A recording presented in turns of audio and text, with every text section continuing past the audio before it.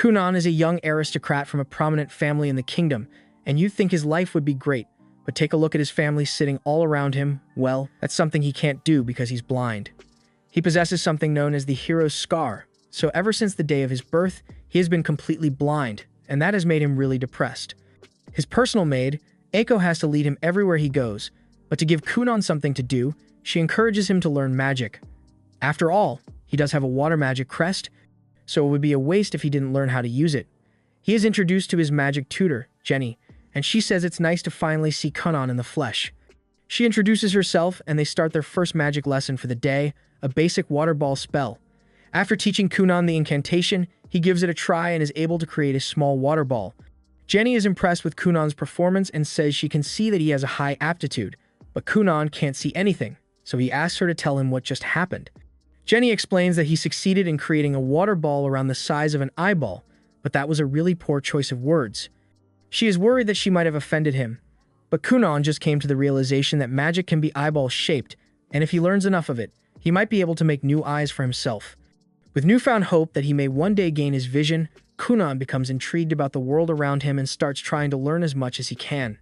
Kunan's ancestor, the hero of this nation, Histor, defeated the demon lord, but he lost an arm and a leg in the battle. And since then, every so often, his descendants would be born with something missing, whether it be an arm, a leg, or eyesight. Which is crazy because imagine getting hurt so bad that your descendants end up suffering your injuries with you. Kunan may have lost the genetic lottery, but he's not going to let that hold him back any longer. He swears he's going to find a way to make new eyes for himself with magic, but practicing magic is actually really hard. He runs out of stamina after casting a few basic spells, and if he wants to create new eyes for himself, he can't stay like this, so he needs to find a way to strengthen his body. Normally, running would be a good way to raise stamina, but Kunan isn't exactly equipped for that, so Eiko suggests he could do some sword training instead, and she even has the perfect instructor in mind. Kunan spends the next few hours training with Master Oro to raise his stamina, and after that, Jenny arrives to continue her magic lessons with him. She can see that Kunan has been working hard with a sword, so she asks him if he wants to take a break since he would probably be tired from all the training, but he tells her he wants to keep going. In that case, Jenny suggests they should start by reviewing the water spell she taught him last time, but while she was expecting Kunan's progress to be the same as last time, to her surprise, he immediately creates 7 flawless water balls all at once, and she knows she did not teach him that. Meanwhile, over in the royal palace, Princess Marika has just been informed that a carriage has been prepared for her to go visit Kunan, but she doesn't really want to go. Kunan and Marika were betrothed to each other since he was born with the hero's scar, so it's an important political marriage, but she doesn't think Kunan likes her at all. She visits him every now and then so they can get to know each other, but he always acts so gloomy around her, and no matter how hard she tries to cheer him up, he would always say nothing matters because he's blind and can't do anything by himself. Even so, Marika's maid tells her she still has to go see him, so she eventually agrees and heads over to Kunan's home. However, this time, when she meets him, he seems much happier than he was the last time she saw him. She asks him if something happened to him recently, so Kunan explains that he recently fell in love with magic and it has given him hope again. He apologizes for always being so gloomy around Marika, and he asks her if she'd like to listen to some of his stories, since he has been learning a lot of fun things recently. By the end of the day, Marika leaves Kunan's house, and this time, she actually had a lot of fun playing with him, so she can't wait for her next visit. Later that night, back at Jenny's apartment, she's freaking out because she doesn't know what to teach Kunan for his next lesson. She took this job because she thought it would be easy money teaching a 7-year-old elementary magic for a few years, but after a few lessons, Kunan already mastered it. She wonders if she should start teaching him intermediate magic, but she can't risk doing that because while magic is convenient, it's not necessarily safe, so she might get in trouble for teaching him dangerous spells so soon. However, she's not going to give up yet because she's got bills to pay, and she's going to come up with a perfectly safe lesson for Kunan so she can keep collecting her paycheck. The next day, when Kunan and Jenny meet, she tells him that today's lesson is going to be a little different. He has already mastered the water ball, but that is a compound spell, so she wants him to try learning to adjust the various aspects of it. Kunan assumes she's talking about how he creates water, makes it float in the air, and maintains its ball shape mid-air, and she tells him he's right, but there's a lot more to it. Things like temperature, flavor, and color can also be adjusted, and to demonstrate, she creates 2 water balls in front of him. When he touches them, he notices that one is cold while the other is warm, and he seems to understand the concept that Jenny is trying to explain, so he decides to give it a try. Jenny is shocked to hear him say that, because she came up with this lesson intending to have him spend the next few weeks learning it, but just from her explanation, he already understands the basics of the technique and was even able to create juice-flavored water. Granted, it's still really hard for him to do, so he's going to need to practice a lot. The next day, Iko is getting ready to prepare a drink for him, so she asks Kunan to make some hot water for her, and he does so, but as he is sending the water over, Kunan sees the bowl of apples underneath it, and then wait a minute, Kunan just saw those apples.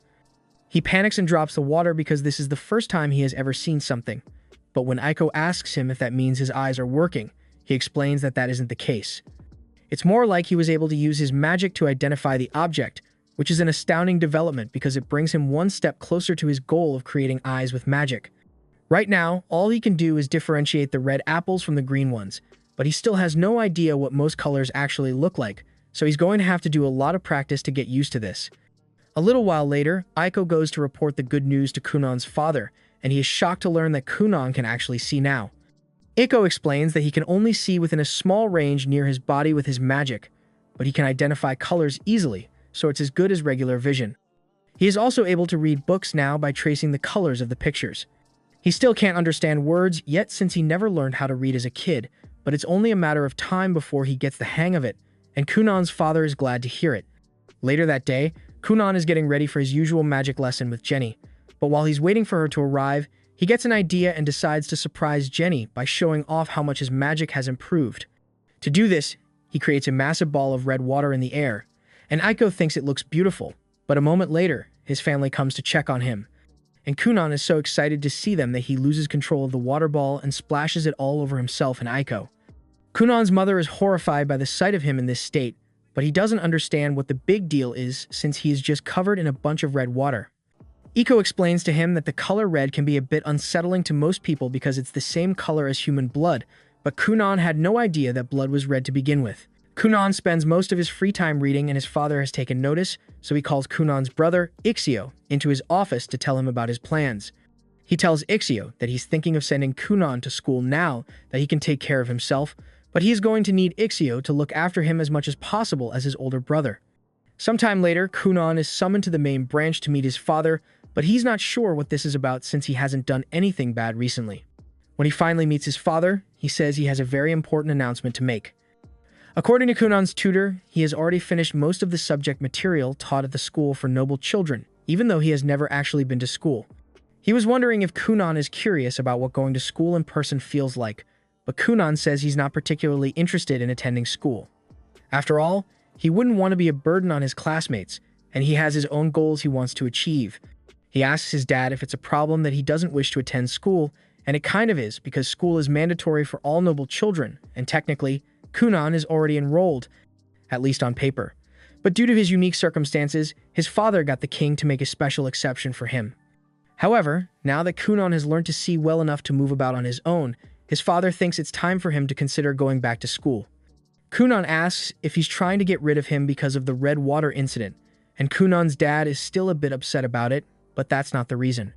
He's saying this for the sake of Princess Marika, because if Kunan doesn't go to school, then it will make him look bad to the other nobles, and even if he isn't worried about his public image, as Marika's future husband, any negative opinions about him would affect her as well. Kunan understands the point his father is trying to make, so he agrees to go to school, but he still thinks it's going to be a waste of time since there's nothing new for him to learn there. His father tells him he doesn't actually have to attend classes. He just needs to pass all the advancement exams needed to qualify for graduation, and since he has already completed the syllabus with his tutor, it should be easy for him to pull off. A little while later, Kunan meets with Marika to inform her that he will be attending school soon, and she's really excited because that means she will get to spend more time with him at school. But Kunan is a little worried since if Marika is with him all the time, then all the boys who have crushes on her will get jealous, and they might take it out on him. Marika tells him he will probably be fine, but to be honest, that didn't sound very reassuring, so Kunan thinks he should probably get a new wand for self-defense. On the day of departure, Kunan and Ixio get into a carriage to leave for the academy, but to make the ride a little smoother, Kunan casts water magic on the wheels to act as shock absorbers. Ixio is impressed by how much Kunan's magic has improved, but Kunan says he has just become a little stronger, so it's not a big deal. He also apologizes since he's sure he must have worried his brother a lot with how depressed he was before, but now he is determined to survive no matter what, so Ixio doesn't need to worry about him anymore. Ixio is glad that Kunan has changed for the better, but then Kunan says he will make sure he succeeds even if it means the rest of the world has to perish, and that's crossing into villain territory. So Ixio is a bit worried again. They eventually arrive at the school, and Kunan can hear the voices of dozens of new people all at once. In the past, he would have backed out immediately without giving it a try, but not anymore. He asks Mirka to take his hand as the two of them walk into the building, and near the entrance, there's a professor waiting to meet him. Cass was asked to act as Kunan's guide and proctor for the advancement exams, but she's a bit worried because she has heard rumors about Kunan being a shy and reserved boy, and she's not sure how to handle someone like him who refuses to socialize, but to her surprise, a moment later, she sees Kunan and walk by with Mirka and Ixio, and they all seem to be chatting normally. She catches up to them and introduces herself as the professor who's going to be in charge of Kunan today, and Kunan says it's a pleasure to meet her. The bell rings soon after, so Mirka and Ixio have to go to their respective classes now. So Mirka says goodbye to Kunan and tells him to meet her in the cafeteria for lunch once he's done with his exams. Meanwhile, from the second floor, Mirka's older brother has been watching her, and he can see how happy she is with Kunan, so he could be supportive of her. But nah, he wants to be a hater, so he intends to confront Kunan the moment he finds him. Meanwhile, Kunan has just arrived in his exam room, and Cast is explaining the basics to him. There are 5 exams he needs to take, and normally, these exams are spread out to give students time to prepare, but an exception was made, so he will be allowed to take the tests back to back. Kunan apologizes to her for the trouble since his father and the king are practically best friends, so they probably pulled a bunch of strings to force the school to make an exception for him. Kunan then goes on a tangent about how close his father and the king are, but she really doesn't want to hear all this, since she prefers to stay out of the politics of high society. After the tests are complete, Cast heads to the faculty room to grade them, and she thought she was going to have to fudge Kunan's scores a little to make sure he passes since the king is backing him, but he actually aced every single test on his own, and for someone who has skipped school up till now, that doesn't make any sense. After the test, Kunan meets up with Mirka, and the two of them are about to have lunch together when all of a sudden, Lyle cuts them off. Mirka seems scared of her brother since he has violent tendencies, but Kunan has no idea that Lyle is Mirka's brother, and frankly, he doesn't care, because if he's making Mirka upset, then he's got to go. Kunan was about to make a move against Lyle, but just then, Ixio showed up and gets in front of him to try and smooth things over. He politely asks Lyle to leave Kunan and Mirka alone, and there's not much else he can do since he can't risk being rude to the 6th prince of the kingdom. However, while Lyle was yelling at Ixio, Kunan secretly cast a spell and gathered water droplets around the crotch of Lyle's pants before acting oblivious and yelling, "Oh no, Prince Lyle just peed his pants." Everyone's eyes instantly point towards Lyle's crotch, and even though he denies peeing on himself, the evidence is pretty damning, so to save himself from further humiliation, he is forced to leave. Ixio and Mirka are relieved that Lyle is gone now, but they both know Kunan had to be the one behind the pee thing. But Kunan avoids the question and changes the subject, asking what the others would like for lunch. After they've sat down, Kunan asks the others if they know why Lyle was making such a big fuss for no reason earlier, and Mirka tells him it was probably to keep her in check. Lyle is the 6th prince, while she is the 9th princess, so she is below him in the royal hierarchy, but since she is engaged to Kunan, a sorcerer who possesses the hero scar, it puts her in a much higher standing status-wise. He probably feels threatened by the idea of Mirka surpassing him in the hierarchy, so he was trying to establish dominance, but he's not necessarily a bad person. Kunan kind of feels like he may have overdone it earlier, so he wonders if he should apologize for what he did, but the others immediately shut down the idea and tell him Lyle got what he deserved after the stunt he pulled today. Time goes by, and back home, Kunan has started learning how to change the texture of ice to make it feel like other things. This time, he made the ice feel like an apple, and his teacher is impressed, but she tells him he should try feeling more things so he can use different textures. The day for the final exam soon rolls around, and upon arriving at school for the day, Ixio notices that Kunan has been touching the horse a lot recently. He asks what that's all about, and Kunan responds saying he's just gathering some samples, but Ixio has no idea what that's supposed to mean. A little while later, Mirka shows up to greet Kunan, and he tells her he's going to miss being able to talk to her at school all the time since this will be his last day here. But Mirka reminds him that they've still got the whole day ahead of them, so there's no need to say goodbye yet. They all head into the exam room, and Kunan is excited because this is his first time actually being in a class with other students. But he's also going to miss all the private time he used to spend with Professor Cast back when he took his tests. Cast tells him she's still going to be paying attention to him even if there are other students here, and Ixio notices that Kunan and Cast seem to have gotten really close. Kunan says it's natural that they would become friends since he learned a lot about Cast through their discussions during Kunan's tests. Like how Cast only became a teacher here because she had a crush on one of the men who applied for the role, but the guy ended up failing while Cast passed, so she didn't know what to do and decided to just keep teaching. The others think it's good that Kunan and Professor Cast are getting along, but they also think it's a bit weird for her to be venting about her love life to a child. Just then, a bunch of the other kids in class approach the group and ask Ixio and Mirika to introduce them to Kunan since they haven't had a chance to talk to him yet, and since they are being so straightforward. Kunan formally introduces himself. Truth be told, he was a little concerned about the fact that no one ever approached him when he was with Ixio or Mirika, so he was starting to think the two of them had no friends at all. Mirika tells him that her friends only kept their distance because she told them she wanted to spend some quality time with him without being bothered, and Kunan is relieved to hear that because he wouldn't know what to do if Mirika or Ixio ended up being total loners. That said, he personally doesn't mind being alone or having no friends, so it wouldn't bother him that much. A little while later, the exam is about to begin, but Lyle is still out in the hallway, staring out the window and acting all cool and mysterious. His lackeys tell him that the final exam is about to begin, and Lyle says he's too important to be worried about something like that, but then they remind him that he will have to repeat the year if he misses it, so he has no choice.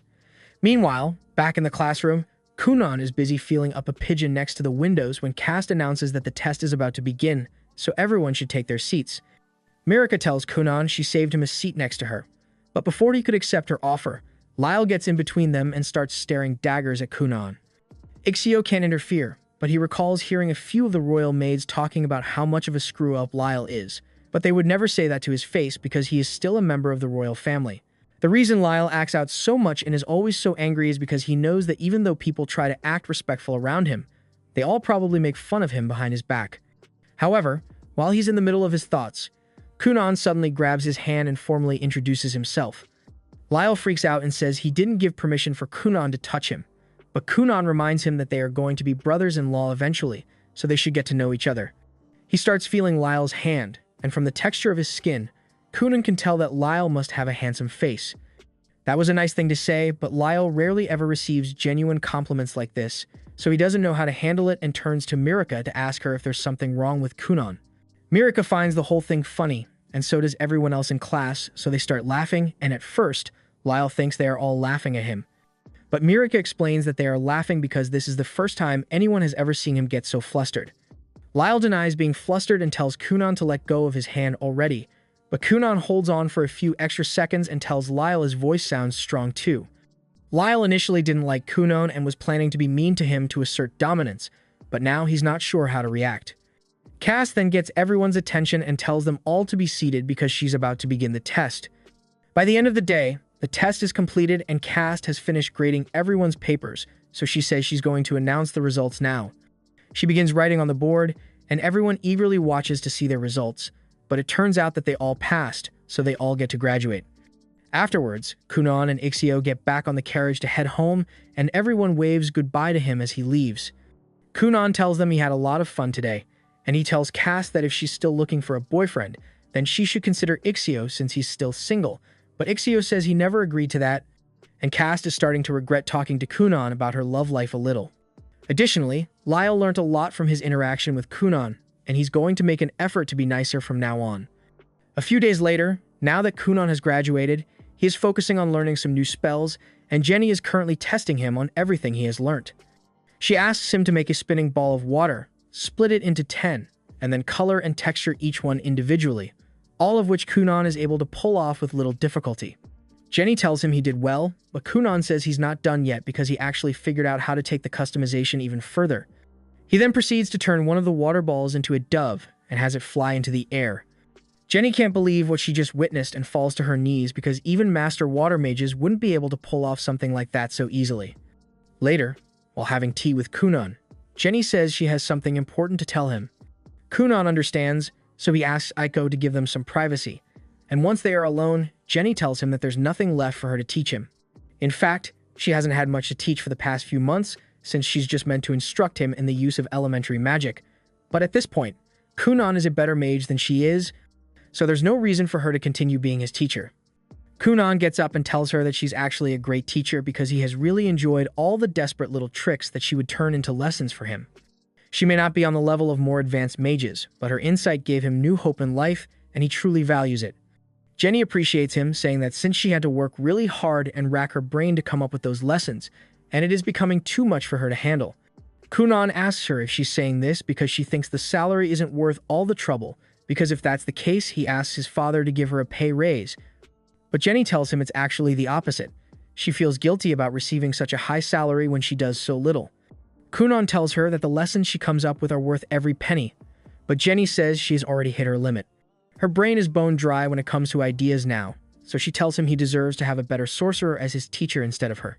Kunan begs Jenny to stay because he wants to continue having her as his magic teacher, but there really isn't much she can do for him at this point. After saying goodbye, Jenny leaves the mansion, and as she is walking away, she thinks to herself that Kunan is undoubtedly a genius, and it's only a matter of time before he becomes one of the greatest mages on the continent, so she's going to do her best to keep up with him by training her own magic. The next morning, Kunan is informed by Iko that his usual academic tutor, Miss Flora, has just resigned as well. He's shocked to hear this, but it does make sense since he has already finished the curriculum and graduated from the Noble Academy, so he doesn't need to be tutored anymore. Kunan still wishes he had gotten to say goodbye before she left, so he decides to write her a thank you letter later.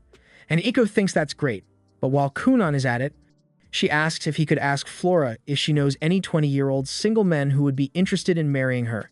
Kunan feels hurt that Iko wants to get married and leave him behind, and she's not trying to make him feel bad, but she does need to think about her future as well. Besides, she's sure that Kunan will be alright on his own, but he says he's not alright at all. Jenny already left, he just found out that Flora resigned, and now Iko wants to leave as well. At this rate, he won't have anyone left soon. That night, during dinner, Kunan tells his father about Jenny quitting and how she said he should find a master sorcerer to become his teacher if he wants to continue learning. Ixio thinks about it for a second and recalls a rumor about an extraordinary royal sorcerer. Their mother recognizes the description and asks Ixio if he is talking about Zanel Finral, because he is famous throughout the capital for his immense power and good looks. He would be a perfect candidate for Kunan's new magic teacher, but their father says there's a major problem with that plan. They can't hire Zio. As a royal sorcerer, the only people allowed to give him orders are the king and other members of the royal court. On top of that, Zio rarely leaves the royal castle, and even meeting with him is highly regulated, so the chances of hiring him as a magic instructor are slim, but he says he will at least ask the king to see if there's anything he can do. A little while later, the Grand Master Mage at the royal castle receives a report that says an apprentice-level sorcerer boy is asking to study under one of his royal sorcerers. This is practically unheard of, even for the son of a noble who is best friends with the king. The Grand Master's apprentice happens to be Mirika's older sister, so she personally does like Kunan, but royal sorcerers aren't swayed by status or power. The Grand Master initially intended to reject the request regardless of how well connected Kunan is, but then he started reading Kunan's file and that's when he realized this. This kid might actually be special. A few days later, Kunan and his dad head to the royal capital because they just received permission to meet with the royal sorcerer. They are both honestly surprised that it works since almost no one ever gets an opportunity like this. And if things go well with the meeting, then Kunan might be able to get him as a tutor after all. Kunan thanks his father for pulling the strings to make this happen, but his dad tells him there was no nepotism involved. The royal sorcerers simply took an interest in Kunan after reading his file, although he has no idea why. To pass the time, Kunan decides to make a cat out of water, and it looks like his spell control has gone up by a lot since it looks and feels exactly like a real cat, although he still hasn't figured out how to make it move naturally or make sounds, but his dad absolutely loves it. Upon arriving at the castle, the two of them are met by Lady Raisha, so Kunan gives his usual greeting. But then he is informed that Raisha is actually the second princess, making her Mirika's older sister, so Kunan says he's happy to finally meet his future sister-in-law. Raisha notices that Kunan's dad is carrying a cat, and she thinks it's really cute, but when he puts it down, Kunan cancels his spell and the cat turns back into a puddle of water. She is amazed that a child could have such a level of mastery because she had no idea that it wasn't a real cat, and that means Kunan is a lot more skilled than she thought he would be. She offers to lead him to the Black Tower right away, but before he goes, Kunan's dad informs him that he has an audience with the king later today, so he asks if Kunan will be alright getting home by himself. Kunan says he is perfectly capable of traveling alone, so his dad says he will arrange for a carriage to come pick him up later in the day. As Kunan and Reisha are walking through the halls, Kunan starts asking her a bunch of questions about advanced magic, but he's talking way too fast for her to keep up with him. She tells Kunan that she's still new here, so she isn't prepared to answer all of his questions. There are 10 princesses and 7 princes in this kingdom, and usually, they would all have to compete with one another in terms of achievements in order to inherit the kingdom. But Reisha relinquished her right to the throne in order to pursue a career as a sorcerer here. She's also a bit concerned that Kunan might get dragged into the royal succession battle, but just then, she notices that Kunan isn't walking anymore, he's sliding. She asks how he's doing that, so he explains that he just created a layer of ice under his feet to reduce friction. He asks her if she would like to try it as well, and Reisha seems really excited about it, but first, it's her job to fill Kunan in on the ground rules of the Black Tower. First, he shouldn't carelessly get involved with any factions, and he shouldn't sign any shady contracts or say anything that could get him in trouble later. And now that that's out of the way, she asks Kunan to turn her shoes into skates. A minute later, the two of them are skating down the halls without a care in the world, but it's causing a huge commotion, so a few of the guards try to get them to stop. However, they are way too fast for them to catch up. Just then, the knight captain, Dario, happens to be passing by when he notices what's going on, so he starts chasing after Kunan and Reisha and orders them to stop skating in the halls. Kunan is starting to get a little concerned that they might be in trouble, so he asks Reisha if they should stop, but she says she's having way too much fun, so they just need to go even faster to shake Dario off. Unfortunately, Dario never skips leg day, so he is easily able to catch up to the two of them and delivers a long scolding out in the courtyard afterwards. After that, Kunan is finally taken to meet Akthard, the Grand Mage, and as soon as Kunan meets him, he can tell that Akthard is the real deal. Akthard recalls hearing that Kunan has a water crest on his body, and Kunan confirms this, explaining that it's on his right shoulder. Akthard takes a look and discovers that Kunan's crest is a 2-star, but Kunan has never heard of that classification before, so he asks what it's supposed to mean. Akthard explains that there are 7 different crest types, the 4 elementals, and then there's light, dark, and foul. They also have ranks, and 2-star is one of the most common since it's second to last. Reisha mentions that she also happens to be a 2-star with a wind crest, and if that's the case, then Kunan assumes Akthard must be higher. Akthard asks what led him to that conclusion, so he explains that the magic density around him is much higher than that of Reisha's, kind of like regular cheese compared to premium blue cheese. Akthard thinks that's a fun way to look at it, but he also doesn't like being compared to cheese, so he tells Kunan never to call him that again.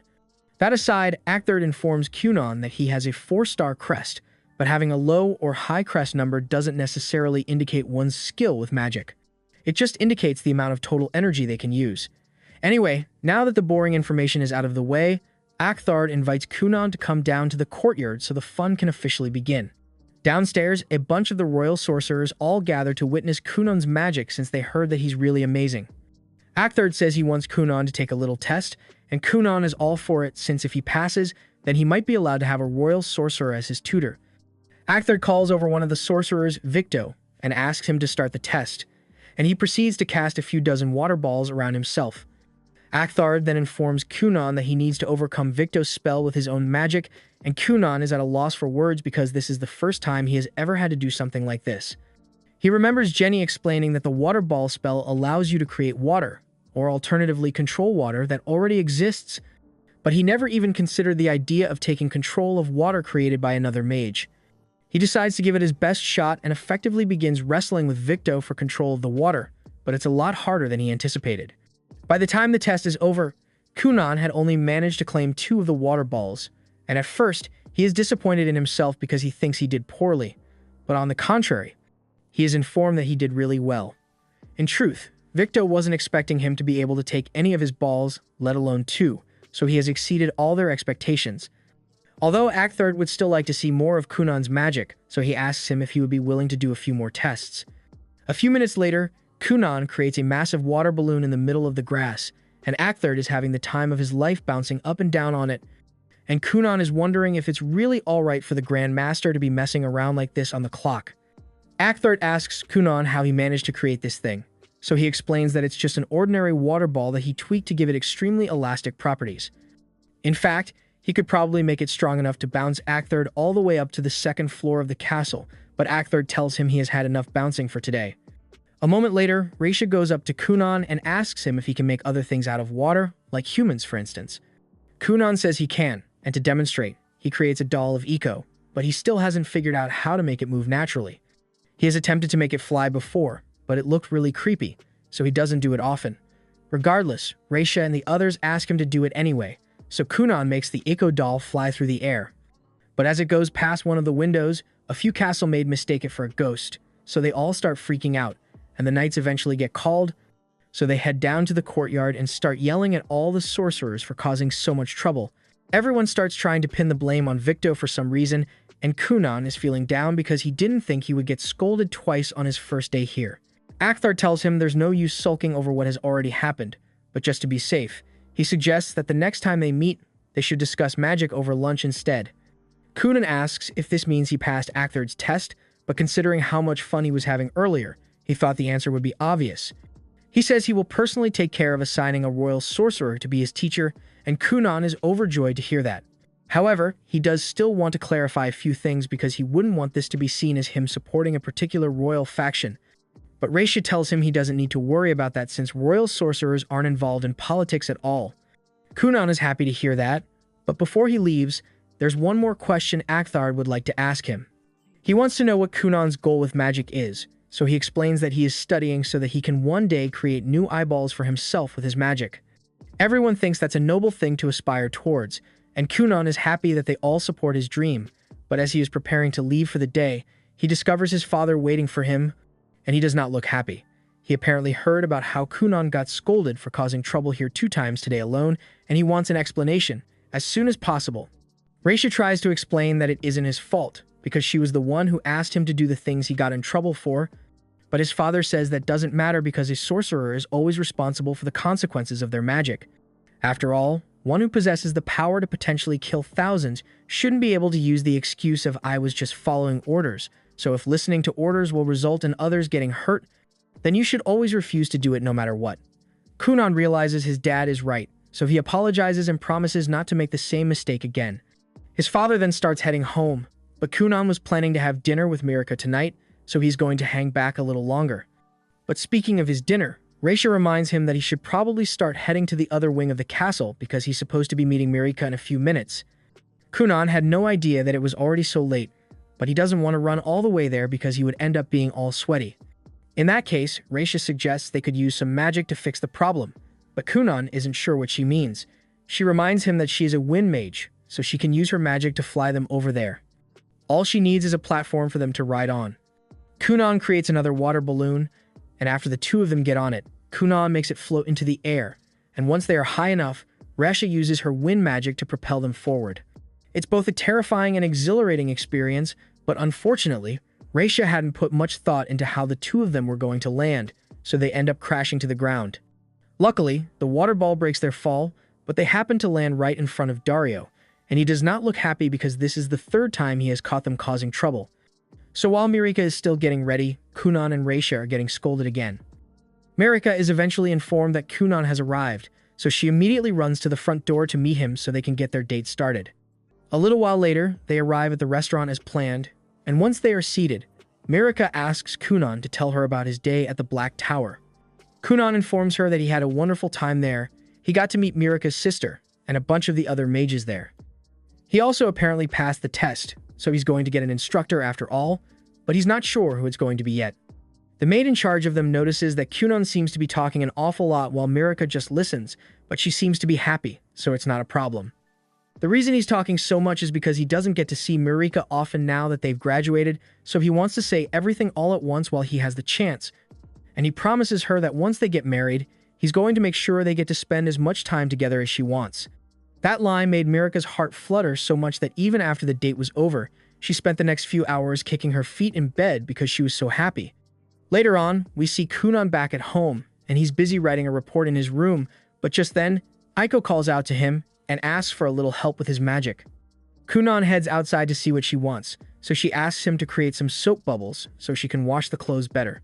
Kunan agrees to help, but he's a little annoyed since he needs to go back to writing his report after this. However, Eiko tells him that it's not good for him to stay cooped up in his room all day, because if he doesn't get enough sunlight, then he will never grow taller. Kunan asks if girls really prefer taller guys, and she says most do, but she will always like him whether he's tall or remains a little munchkin. After Eiko is done with the laundry, she and Kunan lie on the grass for a while, and he asks her if any letters arrived for him today, but as far as she knows, there haven't been any letters addressed to him recently. She asks if he's expecting something specific, so he tells her he was just waiting for the confirmation from the tower about who his instructor is going to be, but it seems they haven't decided yet. Well, technically, they have already decided, but most of the other mages are just too scared to go call the guy down. One of the mages eventually heads to Xion's room to tell him that the Grand Mage has a task for him, but he is met by a mountain of messy papers, and when Xion finally gets up, he threatens the guy for messing with his valuable sleep time. Xion asks what he's doing here, so the guy informs him that the Grand Master wishes to speak to him, and that gets his attention. A few days later, Kunan receives a letter informing him that a teacher has finally been assigned to him, and Eiko is really happy for him. But when she hears that Kunan's teacher is going to be Zan, the legendary mage known all throughout the kingdom, she can hardly believe it. All the women in the kingdom would practically sell their souls to get a chance to meet him, and since he's going to be Kunan's teacher, that means she will have a ton of opportunities to talk to him. Later on, we see Raisha and Mirika together in the royal castle, and they are on their way to meet Xion because according to the rules, a royal sorcerer still needs to receive a direct order from a member of the royal family in order to go outside, so they plan to order Xion to guard Mirika. This also gives her a good excuse to visit Kunan, but Raisha is still a bit salty about Xion being chosen because she wanted to be Kunan's teacher instead. Along the way, Mirika runs into two more of her older sisters, Everil and Lydalia, and while Mirika may have a good relationship with Raisha, the same can't be said for these two. They begin talking about how talented and amazing Kunan is, and that, in comparison, Mirika is a plain loser who's just mooching off his glory. But Raisha cuts them off and tells them to get out of the way if they don't have anything important to say. The two are pissed, but they know they can't stand up to Raisha, so they run off. Later that day, Kunan is in his garden, awaiting Xion and Mirika's arrival with Eiko, and once the carriage pulls up, he gets up to greet Xion. However, to his surprise, Mirika is the first to step out of the carriage. He wasn't expecting her to come today, but he is happy all the same because it's always a pleasure to see her. However, as he is chatting with Mirika, Xion steps down from the carriage and Kunan falls silent the second he steps into detection range. As for Eiko, she is geeking out internally at the sight of Xion, but she doesn't want to make a fool of herself, so she is doing her best to keep a straight face on. The magical energy Kunan is feeling from Xion is incredibly dense, and he can immediately tell that Xion is far better than any of the other royal sorcerers he met the other day. Mirika notices that Kunan went really quiet all of a sudden, so she asks if something is wrong, but he says it's nothing. He introduces himself to Xion, but Xion makes it clear that he doesn't actually want to be here. The only reason he agreed to come was because the Grand Master told him there was an interesting young mage here, but he doubts Kunan is going to be able to live up to his expectations. Dario then speaks up and formally introduces himself to everyone as the knight sent to protect Mirika and Xion during this trip. Kunan says it's nice to see Dario again, which surprises Mirika since she didn't know Kunan and Dario had met before. So Kunan explains that Dario is the knight who scolded him and Raisha 3 times last time they visited the capital, but he was just doing his job. Anyway, a few minutes later, Kunan, Xion, and Mirika all sit together at a table in the garden, and at first, Kunan was completely ignoring Xion because he was preoccupied talking to Mirika, but Xion quickly gets tired of watching the two of them flirt, so he slams his fist on the table and tells Kunan he wants to talk about magic now.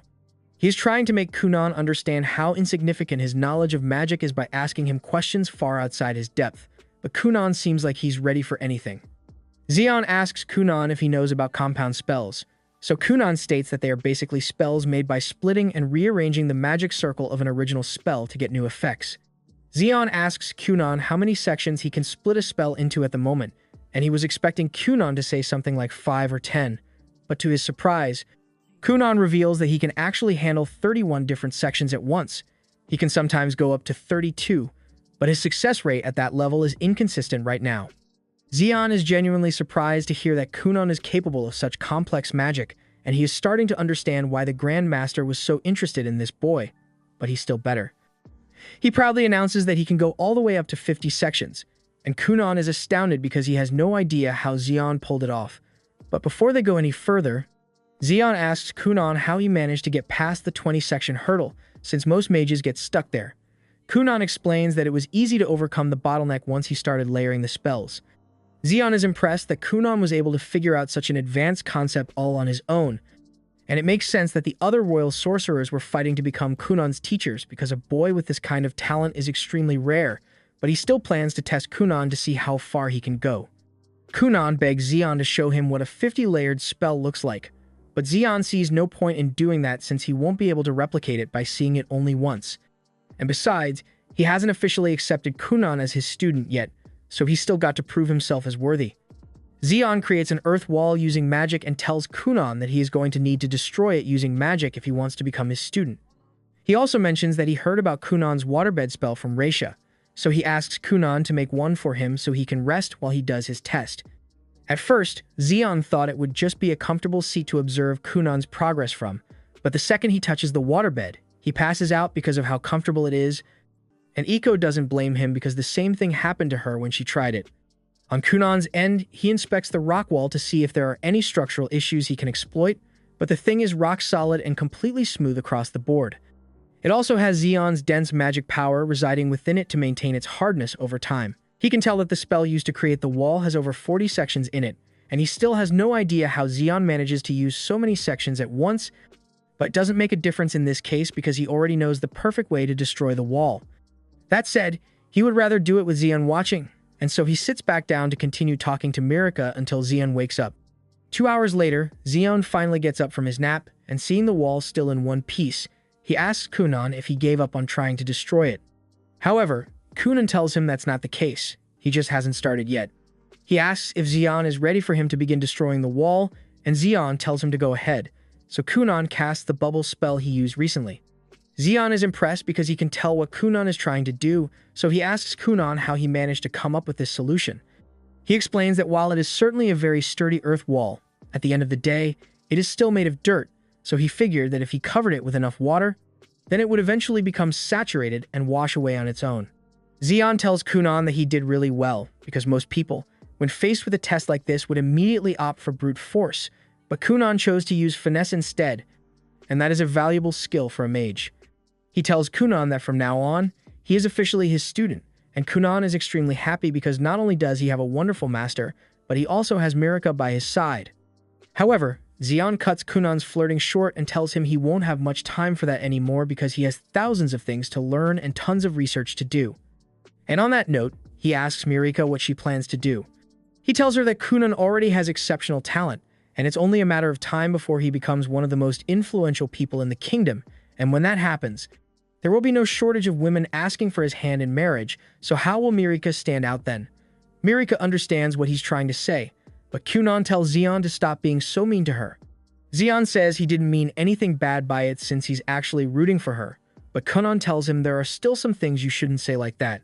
And with how he acts, Kunan wouldn't be surprised if Zeon was unintentionally mean to the girl he loved at one point, and someone else was able to steal her away from him because of it. Those words hit really close to home for Zeon just now, but he won't admit it, so he just yells at Kunan to shut his mouth. Later that night, Mirika returns home and gives some serious thought to what Zeon said earlier today.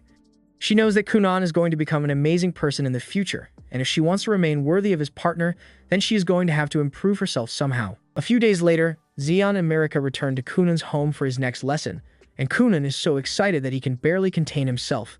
However, instead of training, Zeon apparently had something else in mind for Kunan's lesson today, so he takes him to an empty office and dumps a pile of documents on the table for him to sort through. This was technically supposed to be Zeon's job, but he's too lazy to do it, so he tells Kunan that he needs to get through all of these by the end of the day, and asks him to make another water bed so he can take a nap in the meantime. Since Kunan is going to be busy with this all day, Mirika won't be able to talk to him at all, so Aiko offers to make her a cup of tea while she waits. However, Mirika declines and says she actually has a favor she would like to ask for. Mirika tells Iko that she would like to practice her swordsmanship in her free time while she's here, but she asks her to keep this a secret from Kunan since she doesn't want him finding out until she has gotten good enough to be worthy of him. While Mirika is training outside, Kunan is still busy organizing all of Zeon's documents, but it's incredibly difficult since Zeon's handwriting practically qualifies him to be a doctor. A little while later, Zeon finally wakes up from his nap and asks Kunan if he is done with the documents yet, but Kunan tells him he's still only halfway through them.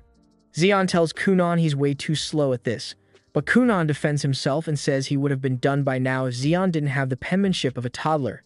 Half of the documents are completely indecipherable, so Kunan has pretty much been forced to figure out most of the theories on his own just so he could rewrite them in something that doesn't look like chicken scratch. Zeon can't deny that his handwriting is an absolute mess, but he says this is an important part of Kunan's training, because there's a difference between information and knowledge. If Kunan had simply been reading the documents, then all he would be getting is information. But since the handwriting is so bad, he is practically forced to decipher all the theories on his own instead of just reading them, and that makes it much more likely that he will actually remember the concept later on. That makes a lot of sense. So Kunan thanks Zeon for being such a good teacher, but this is still just a way for Zeon to pawn off his work on Kunan. By the end of the day, it's time for Zeon and Marika to leave, but Kunan still has a few questions to ask because he remembers seeing a diagram of a spell in one of the documents, and he was wondering what it's about. Zeon knows what Kunan is talking about, but it would be easier to show him rather than explain it here. So he tells Kunan to come to the Black Tower when it's time for their next lesson. A few days later, Kunan arrives at the Black Tower, and all the royal sorcerers are glad to see him again. They are excited to see more of Kunan's magic, but Zeon cuts the fun short and tells everyone that Kunan is here to see him, so they need to back off. He then tells Kunan to follow him, but when Raisha and the others realize that Zeon is trying to get Kunan to come to his room, they all try to stop him because it's way too dangerous in there for a kid. However, Zeon already thought of the perfect counter to this situation, so he tells Kunan to create a few water beds, and the others immediately fall asleep on them because they can't resist. The two start heading towards Zeon's room, and along the way, Zeon starts talking to Kunan about magic tools. There are items made to operate using magic, like that lamp over there, and a lot of magic engineers dedicate themselves to creating magic tools to solve everyday problems.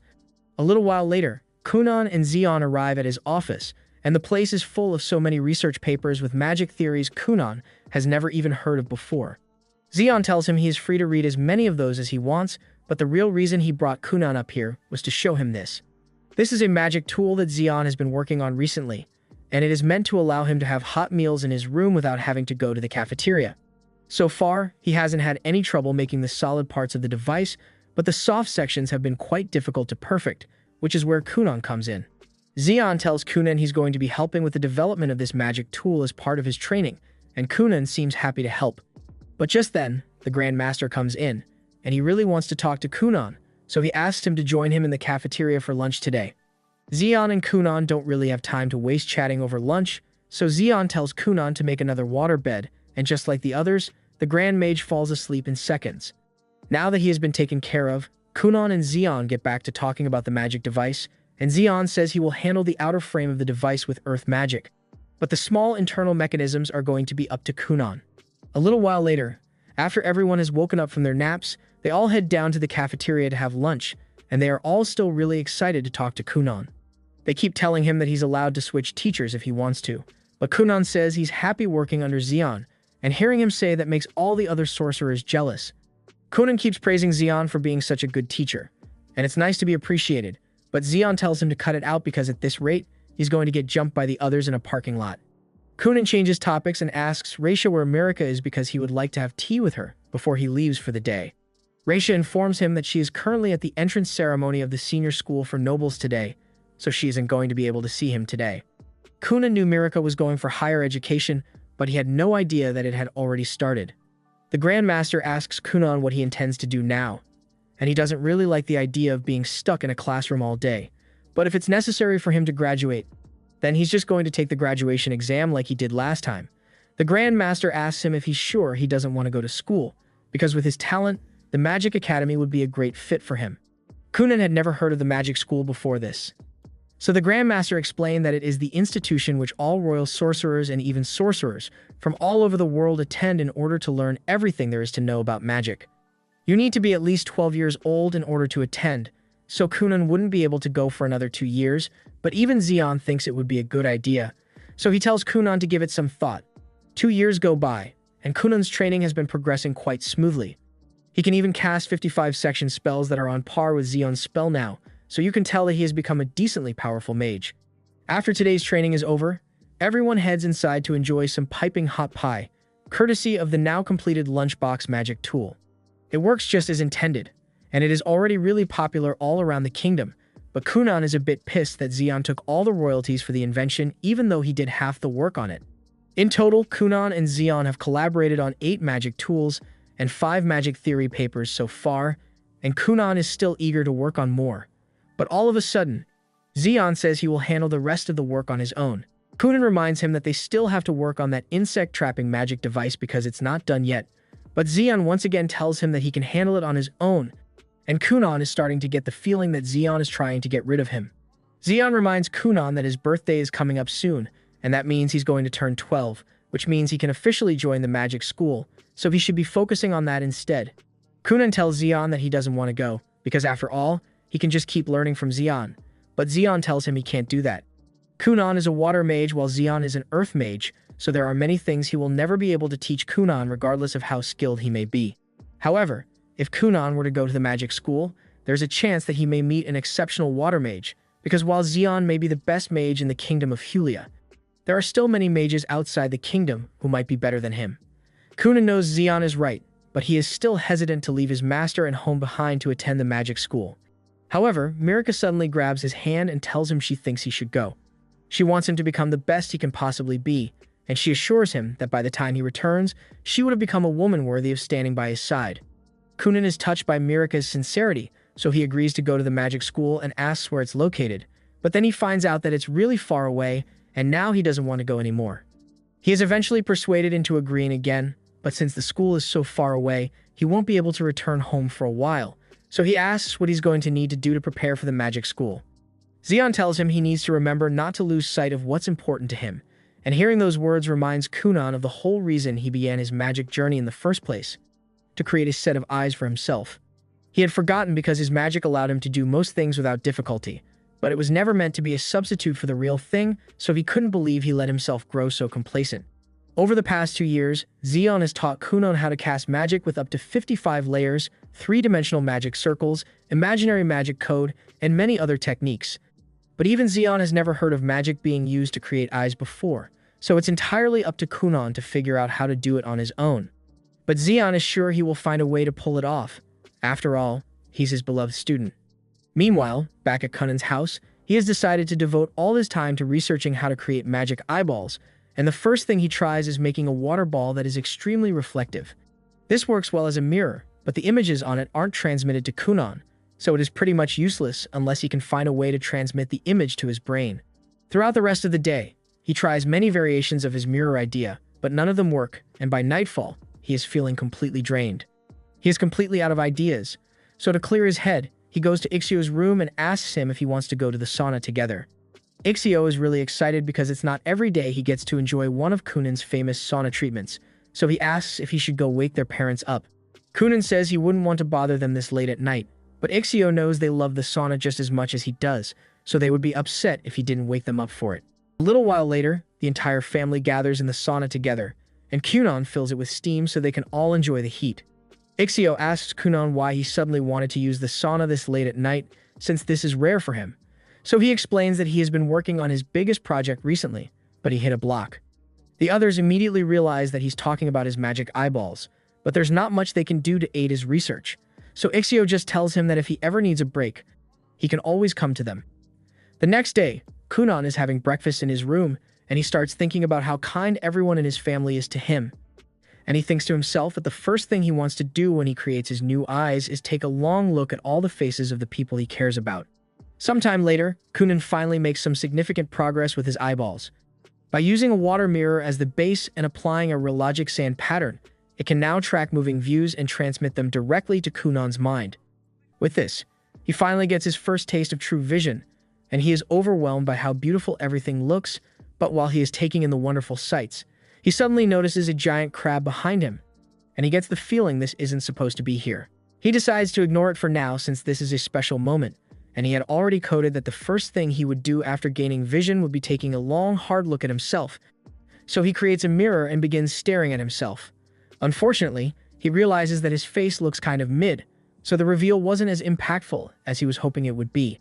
Anyway, now that that's done, Kunan turns to the giant crab and asks what it's doing here, because this definitely isn't normal. The crab remains silent, and for a second, Kunan considers the possibility that this might be Aiko's true form, but that hypothesis gets proven wrong as she barges into the room a moment later. Her sudden entrance startles Kunan so much that he ends up stumbling into the crab, but as he does so, he realizes that the crab isn't really there. He can still see it, but his hand goes right through when he tries to touch it, and it's really confusing to him. Aiko is also a little confused as to why Kunan is waving his arm in the air, but then she notices the magic eyeball thing floating next to him, and she realizes that he must have accomplished his goal. She is incredibly happy and gives him a big hug, but she accidentally knocks the magic eye away, and all the spinning makes Kunan really dizzy. Aiko apologizes for bumping into his eye, but since this is a special occasion, she asks if he would like her to make a special feast to celebrate. Kunan likes the sound of that, but there's still the small issue of the giant crab standing in the middle of the room, and Aiko seems to have no idea that it's there at all. And to make things even more confusing, for some reason, Kunan sees a black horn on Aiko's head, but she has never mentioned having a horn before, and she doesn't seem to know that it's there. Kunan really doesn't know what to make of this situation, so he decides to just let it go for now and deal with it later. In the meantime, he heads out to get his first true taste of the outside world, and you'd think he'd be blown away by the beautiful scenery of the fields, but with his magic vision, what he sees is a bleak expanse of land with a black sun and a gloomy atmosphere. This is not what he was expecting at all, but he has never seen the sky before, so he can't tell if this is normal or not. Aiko soon joins him outside since they are about to head to the main building to inform the others of his sight, but Kunan is still rather concerned because the crab is following him now, and Aiko still can't see it. When they eventually arrive at the main house, Ixio and Kunan's mother are overjoyed by the news that he can now see, and Kunan is happy to see them as well, but for some reason, Ixio has wings, and his mother has heterochromia. They both look really cool to Kunan, but just like with Aiko's horn, he is the only one who can see it, and he still doesn't know why. A few moments later, Kunan's father comes running up the stairs because he was just informed of Kunan's sight, and Kunan was expecting him to have an invisible feature similar to what the others have, but to his surprise, his father looks like a walking calamity on par with Anti-Spiral.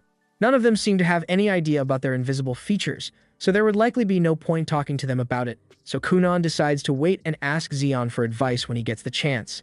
News of Kunan's achievement soon reaches the royal castle. Xion is informed that he has been permitted to leave the castle to visit even though he's no longer Kunan's instructor since this is a special occasion. Later that day, the carriage from the castle arrives and Marika is the first to come out and greet Kunan. She tells him she's really happy he was able to achieve his dream and asks to see how the spell works. Kunan obliges and forms his magic eye, explaining that it reflects all images and transmits them directly to his brain, though his actual eyes still need to be open for him to see anything. On that note, Marika notices that Kunan's eyes have been closed this entire time, so she asks him to take a look at her, but Kunan is a little nervous because he doesn't know what Marika is going to look like. He slowly opens his eyes and looks in Marika's direction, and thankfully, she looks perfectly normal and as beautiful as Kunan had imagined, though she does have a feather sticking out of her head. But that's something Kunan can just ignore. Dario soon arrives as well to congratulate Kunan on his achievements, and in Kunan's eyes, he looks like he has some kind of legendary sword on his back. But that's nothing compared to what Kunan sees when Xion finally arrives, because he straight up looks like a being of pure light. He is having a hard time looking directly at Xion because he's too bright, and at first, Xion thinks Kunan is just messing around, but Kunan tells him he genuinely looks like a max brightness phone in the middle of the night. Kunan asks Xion to join him inside because he has something he wants to discuss in private, and Xion agrees, so he follows Kunan inside. While they do this, Marika heads out to the garden to continue her training with Dario as usual, and inside, Kunan informs Xion of everything that has happened since he gained his vision, including the giant crab that's following him everywhere he goes and the random features he keeps spotting on people. Xion finds the whole thing hilarious since he has never heard anything like it before, but Kunan doesn't think it's funny, because when he eventually marries Marika and moves into villa with her, he doesn't want to have to deal with a giant crab watching everything he does. In all seriousness, Xion does believe that Kunan is telling the truth because the descriptions he has been giving seem a bit too vivid for him to have made them up. He also feels flattered by the fact that Kunan sees him as a being of light and takes pride in that even though he doesn't know what it means. There are two possibilities he can think of for Kunan's current situation at the moment, and one is that Kunan's magic eye might be allowing him to see the shape of people's souls, which is why he sees hidden features that no one else can. Kunan agrees that it's possible, but if that's the case, then it would mean his soul is a giant crab, and he doesn't want to accept that. Xion also suggests that it could be hallucinations brought about by intense magic sickness, but Kunan has never heard of magic sickness before, so he doesn't know what it means. Xion explains that in this world, there are various locations which are dense with magical energy, and he was once walking through such an area when he suddenly got hit with a sudden spell of dizziness. It felt as though he had downed 20 shots of vodka in one go, and he began to see dozens of immaterial creatures moving through the area with no physical form. That sounds really similar to what Kunan is experiencing, but there's no way to know for sure, since neither of them has much information on what this phenomenon is. Xion tells him that they will be able to learn more about it as Kunan looks at more and more things, but until then, they have to keep working on theories to find a pattern. Kunan asks him if it's possible that he just messed up the magic eye when he was creating it, which is why he's seeing all this weird stuff, but Xion tells him that's not possible, because anything that someone as brilliant as Kunan makes is bound to work. There are many creatures in nature that can't see color, some with dozens of eyes, and some with no eyes at all. There's no universally correct way to see, so it's perfectly fine for Kunan to have his own way of seeing the world. And besides, the things he's seeing might hold some significance that they haven't figured out yet. But in the meantime, he probably shouldn't tell anyone about the strange things he's seeing, since it would be a bad idea to draw attention to it before he has figured out how it works. Kunan agrees with Xion, and he's glad he chose to ask him for advice before doing anything else. But looking directly at him still hurts his eyes, so it's hard to stay focused. Late into the evening, Mirika is done with her training, but Kunan is still talking with Xion inside, and she can't leave without Xion, so she has to wait out here with Iko. Since Kunan's birthday is coming up, Mirika asks Aiko if she has any idea what a good gift for him would be, but Aiko tells her that Kunan will be happy with anything Mirika gives him, so there's no need to overthink it. A few moments later, Kunan and Xion finally come outside, but as soon as Xion sees Mirika, he bursts out in laughter because he can't stop imagining how funny she must look to Kunan since he sees her with a feather sticking out of her head. Later on, Aiko is helping Kunan clean out his office, and she asks him where she should put this pile of books, but he says he has already finished reading all of those, so she can just take them back to the main building's library. The reason he's cleaning out the office is because today is his 12th birthday, and he has officially decided to attend magic school. That evening, Kunan's family throws a party for him, and they all give him the gifts they prepared for the occasion. They are happy for him, but they are also upset that he's going to be moving so far away. Kunan's mother is taking it pretty hard because she doesn't know how she will handle not having Kunan around anymore. But Kunan assures her that no matter how far Kunan goes, he will always love her. Later that night, Kunan and Mirika are out on the balcony together, and Mirika asks how Kunan's preparations for his departure have been going. He tells her he just packed a few of his most comfortable clothes and the bare necessities because he can buy everything else he will need once he arrives.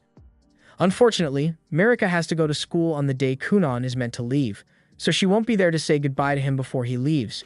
But Kunan understands that she has things she needs to do, so it doesn't bother him.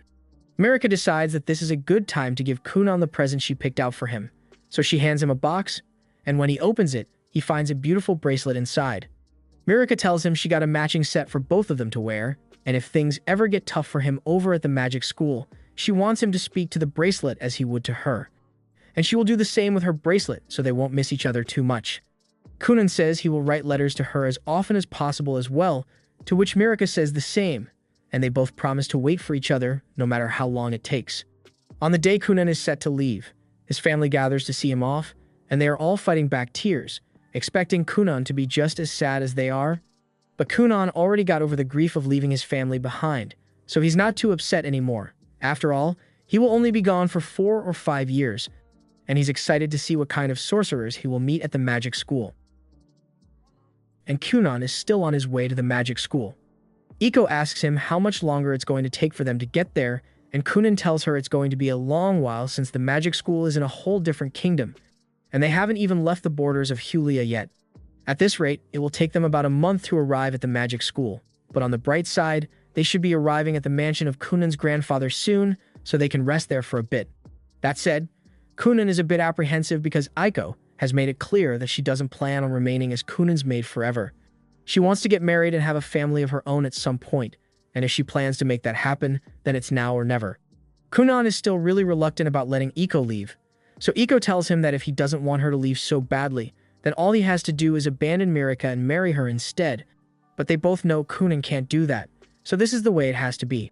They eventually arrive at the residence of Kunan's grandfather, and Kunan is a little excited since it has been 4 years since he last came here. At the time, he heard that his grandpa had an extensive library of magic books, so he practically guilt-tripped his parents into letting him come, but he also happens to get along great with his grandpa as well. Just then, Kunan's grandpa comes running outside to meet him, and he's absolutely overjoyed to see him again. Kunan is just as happy to see his grandpa, but the whole invisible features thing is still going to take some time to get used to because his grandpa apparently has Demon Lord horns. To commemorate Kunan's enrollment into magic school, Grandpa offers to buy him anything he wants, and when he says anything, he means that literally because the man is loaded. However, Kunan's parents already knew that something like this would happen, which is why his mother wrote a letter specifically forbidding Grandpa from spending more than 500k on a gift for Kunan. For context, that's 2 to 3 months worth of salary for Aiko, and Grandpa is really disappointed to hear that because he was planning to buy a cruise liner for Kunan. A few moments later, Kunan speaks up and asks his grandpa to call for his new maid since part of the reason he came here was so he could relieve Iko of her duties as his maid, and a minute or so later, Kunan is introduced to Rinko. Rinko is Iko's little sister, and she is pretty much exactly like Iko, but unlike Iko, she actually already has a fiancé, and Iko is a little salty about that. That said, they do get along really well. Rinko was initially a little worried when Iko recommended her to serve as the maid of the son of a marquis who possesses a hero's scar, but now that she has actually met Kunan, he seems like a really chill guy. Aiko informs Rinko that Kunan has a tendency to forget to eat when he gets really invested in his magic studies, so she's going to need to bring him sandwiches every so often to make sure he doesn't accidentally starve himself. She is sure that Rinko will get along just fine with Kunan, but after having spent so many years taking care of Kunan, Aiko would be lying if she said she wouldn't miss Kunan a lot. She warns Rinko that she had better not put any naughty ideas in Kunan's head, because she can't stand the thought of him turning into a playboy, because she put weird ideas in his head. Rinko wasn't exactly planning on turning Kunan into a pimp named Slickback, but she promises to be careful about the kind of things she exposes Kunan to. That said, there's not much she can do about women approaching him because Kunan is a kind, talented, and handsome young man, so the second he sets foot in the magic school, he's bound to be sworn by all sorts of women, so there's a good chance he might end up becoming a womanizer on his own. Aiko absolutely refuses to believe that and yells at Rinko not to say such things about Kunan because he would never do that. They end up arguing for a while before they remember that they were supposed to be making sandwiches for Kunan, so they finish up and serve Kunan, and he is completely oblivious to the conversation they were just having about him. The next morning, it's time for Kunan to leave, so Aiko knocks on his door to call him. She won't be joining him on the rest of his journey, so this may be the last time Kunan sees Iko for a while, and he wants her to know that he will miss her, especially since he is heading to an unfamiliar place, but he will be fine on his own. The two hug each other as they say goodbye, and a few minutes later, Kunan and Rinko depart for the magic school. Kunan turns to Rinko and thanks her for agreeing to be his maid, but he wonders if this arrangement is really okay, because since she's going to the magic school with him, she's going to be away from her fiancé for at least 6 or 7 years. Rinko assures him that it's fine because she already talked about it with her partner, and he's fine with waiting since she's doing this to earn money for the restaurant they want to open together. A few days later, Kunan and Rinko stop in a city to take a break, and Rinko is amazed by how many magic shops there are here.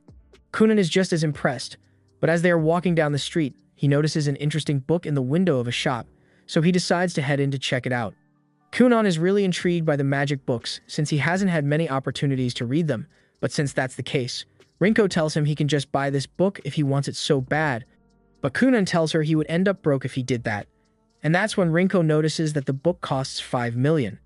Rinko could afford to open a whole restaurant chain if she had that kind of money, but Kunan isn't really surprised by the price since magic books are usually one of a kind, which is why they cost a fortune. The store owner overhears Kunan talking and asks him if he is a mage from the magic school. Kunan explains that he is indeed a mage, but he hasn't officially enrolled in the academy yet. The store owner is delighted to hear that Kunan is a real mage, so she asks him to show her some of his magic, and since she was polite about it, Kunan agrees. He casts a spell and creates a tiny cat in the woman's palms out of water, and she is amazed by the display because she has never seen anything like it before. Kunan asks her if she's a mage as well, but she explains that she can't use magic, she just happens to really like magic-related things, so you could call her somewhat of a magic enthusiast. She counts herself as really lucky to have met a magic school applicant like Kunan, but the applicant pool in Durashik is pretty intense this year, so she wishes him the best of luck. Kunan asks what she means by that, So she informs him that the Saint of the Holy Kingdom is apparently enrolling in the school this year, and she isn't even the only amazing person the Academy has received. Last year, they had the Inferno Prince and the Lightning Bolt from the New Kingdom. So if Kunan manages to get accepted, then he will surely become famous like the others. Meeting Kunan has put the shop owner in such a good mood that she offers to sell him one of the most popular grimoires published by the legendary mage, Xeon, at a discounted price. But Kunan turns her down because he doesn't need it. As he and Rinko leave the store, Rinko is still in shock at the fact that grimoires can cost so much. But on that note, she asks Kunan if he's sure about declining the shopkeeper's offer because that was a significant discount. But he says buying the grimoire would have been pointless because he was the one who helped Xeon write it. Next, Kunan and Rinko head to a fabric store. And there, Kunan immediately begins touching all the merchandise he can get his hands on. The owner can tell that Kunan must be some kind of nobility since he is really well dressed and came in with a maid, but he has done nothing but rub his grubby little fingers all over the merchandise since he walked in. Neither he nor Rinko has said a word so far. He yells at Kunan and tells him to stop touching all the materials, but Kunan says he just wanted to see how it felt. He asks the owner what kind of fur this is, and he is informed that it is dark fox fur, which is extremely rare and difficult to acquire, but since Kunan now knows what the fur feels like, he casually creates a dark fox, and the store owner is impressed because he didn't think that kind of thing was possible. Kunan apologizes for feeling up the store owner's merchandise without asking for permission, but he just likes collecting as many texture samples as possible so he can make his creations as accurate as possible. The owner asks Kunan if he can really create anything as long as he knows what it feels like, and after Kunan confirms this, the man's intrusive thoughts win and he ends up asking if Kunan can reproduce the feeling of thick thighs. Rinko immediately yells at the man for daring to ask Kunan such a vulgar question, and the man realizes that it was inappropriate, but Kunan answers anyway and explains that he has tried it before with Iko, but he got yelled at for it, so he hasn't had much practice. After that, Rinko drags Kunan out of the store and tells him they should continue their journey to Durashik, leaving the man feeling sorry for what he said. A few moments later, the Saint and her friends happen to walk into the man's store, and they are surprised to see him holding a dark fox, since from what they know, dark foxes hate being around humans, but the man informs them that this isn't a real fox, and upon closer inspection, the Saint realizes that this is a spell. She tries touching it, but she ends up destroying the spell and spilling the water all over the man's crotch. She apologizes for her mistake, but the Saint had never seen a spell like that before, so she and her entourage ask the shopkeeper to stand still while they examine the residual magic from the water they spilled on him. And considering her status, the man has no choice but to do as she says. But having teenage girls poke at his junk in the middle of his store was not on his bucket list today. Later on, Kunan and Rinko finally arrive at the magic school, and the first order of business is to check into the dorms, but they are shocked to find out that the dorms are already completely full. The receptionist, Lubel, informs him that students were meant to apply for dorm space way in advance, but Xeon never mentioned anything like that, so Kunan had no idea. Now, he and Rinko have nowhere to stay, so Rinko suggests they could stay at a hotel, but hotels are pretty expensive long-term, and Kunan would like to save as much money as possible so he can afford any magic stuff he may need, so renting a house is the best option right now. Fortunately, Lubel happens to have a list of rental properties in the area that she keeps handy for the sake of students who can't get dorm spaces, and thanks to her help, by the end of the day, Kunan and Rinko have found a house to rent. Meanwhile, in the magic school, the staff presents a list of this year's applicants to someone in a pitch-black room, and they seem particularly interested in Kunan for some reason. The next day, it's time for Kunan to take his entry exam, but Rinko is informed that only students are allowed to head inside, so she's going to have to wait outside for him. Rinko tries to bribe Lubel with some money to get her to turn a blind eye, but that doesn't work, so she ends up having to wait while Kunan goes inside to take his test. And while he's waiting with the other applicants, they all seem really confused by the fact that he's wearing an eye mask. Kunan creates his magic eye so he can get a look at his fellow applicants, and they all have interesting hidden features, but Kunan is particularly interested in the girl over there because she seems special. He walks over to her and asks if she happens to be the saint from the Holy Kingdom, which she confirms, but she is confused as to why Kunan is talking to her since they've never met before. Kunan says he's just interested in talking to her because she's the first light element magician he has seen in real life, and he wants to learn as much as he can about it. The saint doesn't think there's any point in indulging Kunan, because she believes light magic is superior to all other forms of magic, so as a water mage, there's nothing he could learn from her. However, after she says this, the others look at her with confusion, because there is no hierarchy among the different types of magic. The saint realizes she may have been wrong and apologizes since she was just repeating what she was told at the temple, and while she has their attention, she apologizes in advance to everyone because she has been told that she lacks a lot of the emotions a normal person would have. So even though she's just speaking how she normally would, she might end up offending them unintentionally. She explains that the reason she lacks emotion is due to the effect of the hero scar she inherited, and when Kunan hears this, he gets excited because that means he and the saint could become disabled besties. The saint still has no idea what Kunan is talking about, but just then, the professor in charge of the entrance exam shows up and tells everyone to get ready to begin. Kunan takes a look at Professor Soph, and at a glance, he can tell that this man is really strong, and Seifi is strong as well. But her feature is a little underwhelming since she's just got a bunch of rats at her feet. After introducing themselves, both Soph and Seifi congratulate all four of them for their enrollment into the Dirashik Magic School, and the kids are all shocked to hear this because they haven't even done anything yet. Soph explains that at this school, you're pretty much guaranteed to be admitted as long as you're a sorcerer. The saint is surprised to hear that since she was told the entrance exam was particularly difficult, but Soph explains that they just say that to make their school seem more competitive. Besides, seeing as all four of them have magic crests, which are exceptionally rare, there's no way they wouldn't be admitted to the school. Kunan is a little disappointed since he studied really hard to make sure he would pass the test, but Soph informs him that they will still be taking a test, so his efforts weren't completely wasted. There are 3 different courses here. The first level is known as Fundamentals, where mages can learn the basics of magic if they are new to it. The second level is called Teacher Assisted, which is pretty much just regular magic classes, and the third level is called Independent Research. It basically means your magic skills are already so advanced that you're free to do whatever you want as long as you don't commit any crimes. Kunan is really excited to hear this since the idea of getting to do independent research sounds great to him.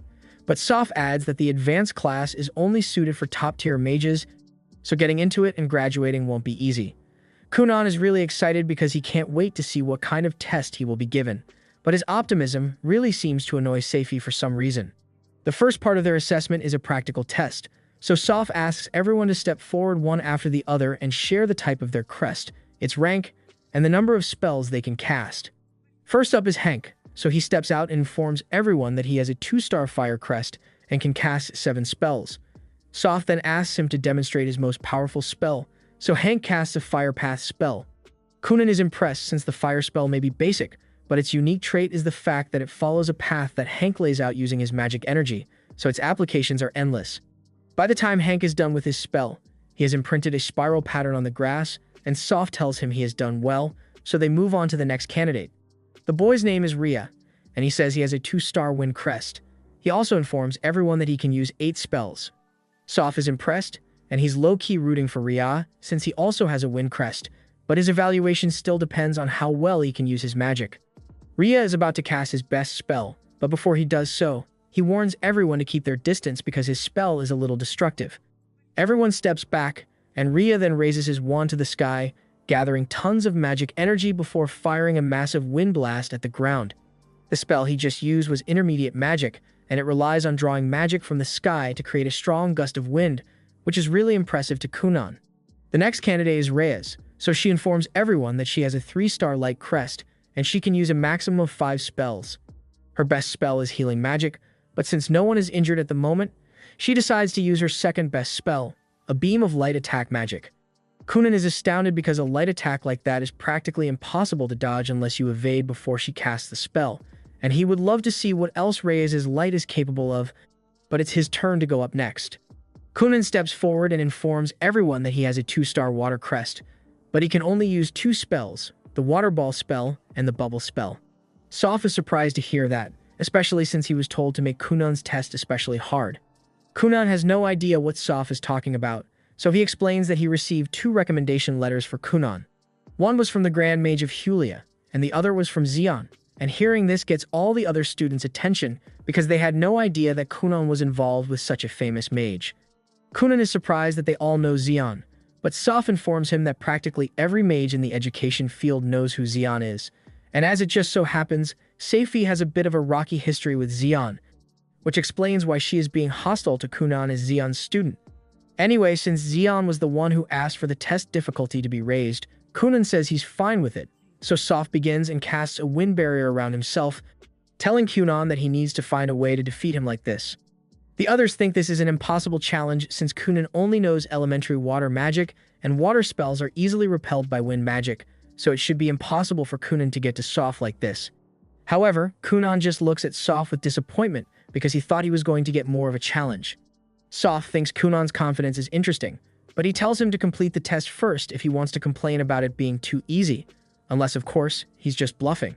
Kunan can't let himself lose aura in front of Reyes since he's still trying to become friends with her, so he accepts Soph's challenge and begins by creating dozens of bubbles all around Soph. Soph is impressed that Kunan could create so many, but he thinks it's pointless because bubbles like these will never be able to get through the barrier. However, Kunan isn't done yet and proceeds to multiply the number of bubbles while turning them red and swirling them around Soph's barrier.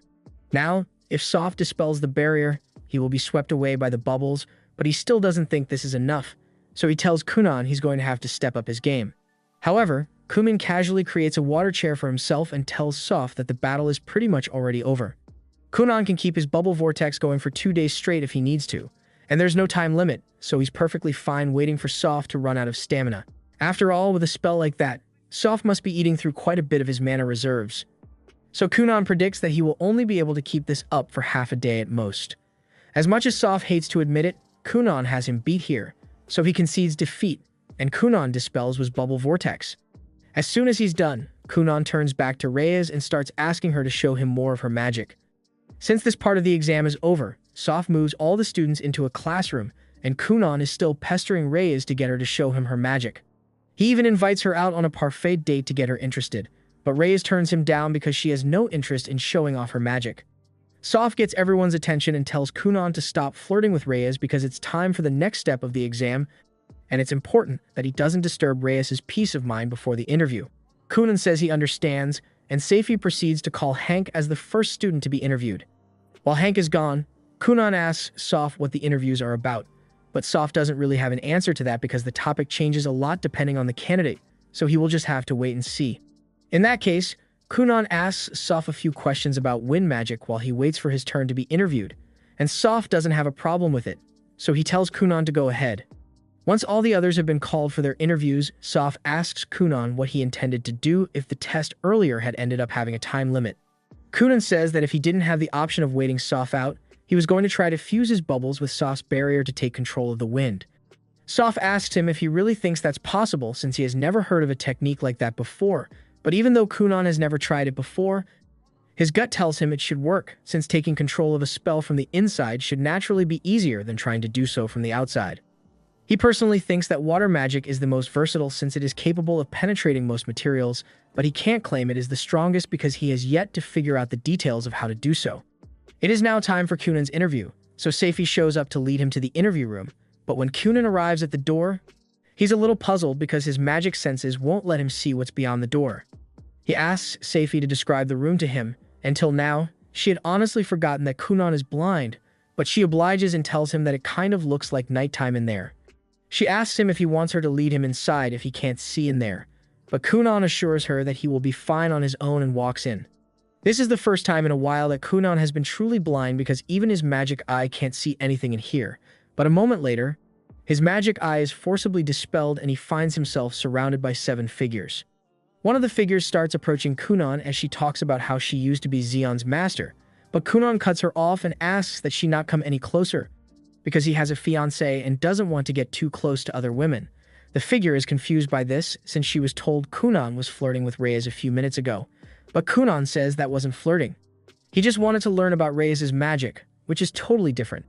The figure decides to just change topics and asks Kunan if he learned anything new today, to which Kunan responds by talking about all the amazing types of magic he saw his course mates use earlier today, and he plans to find a way to incorporate those spells into his own arsenal as soon as he gets home.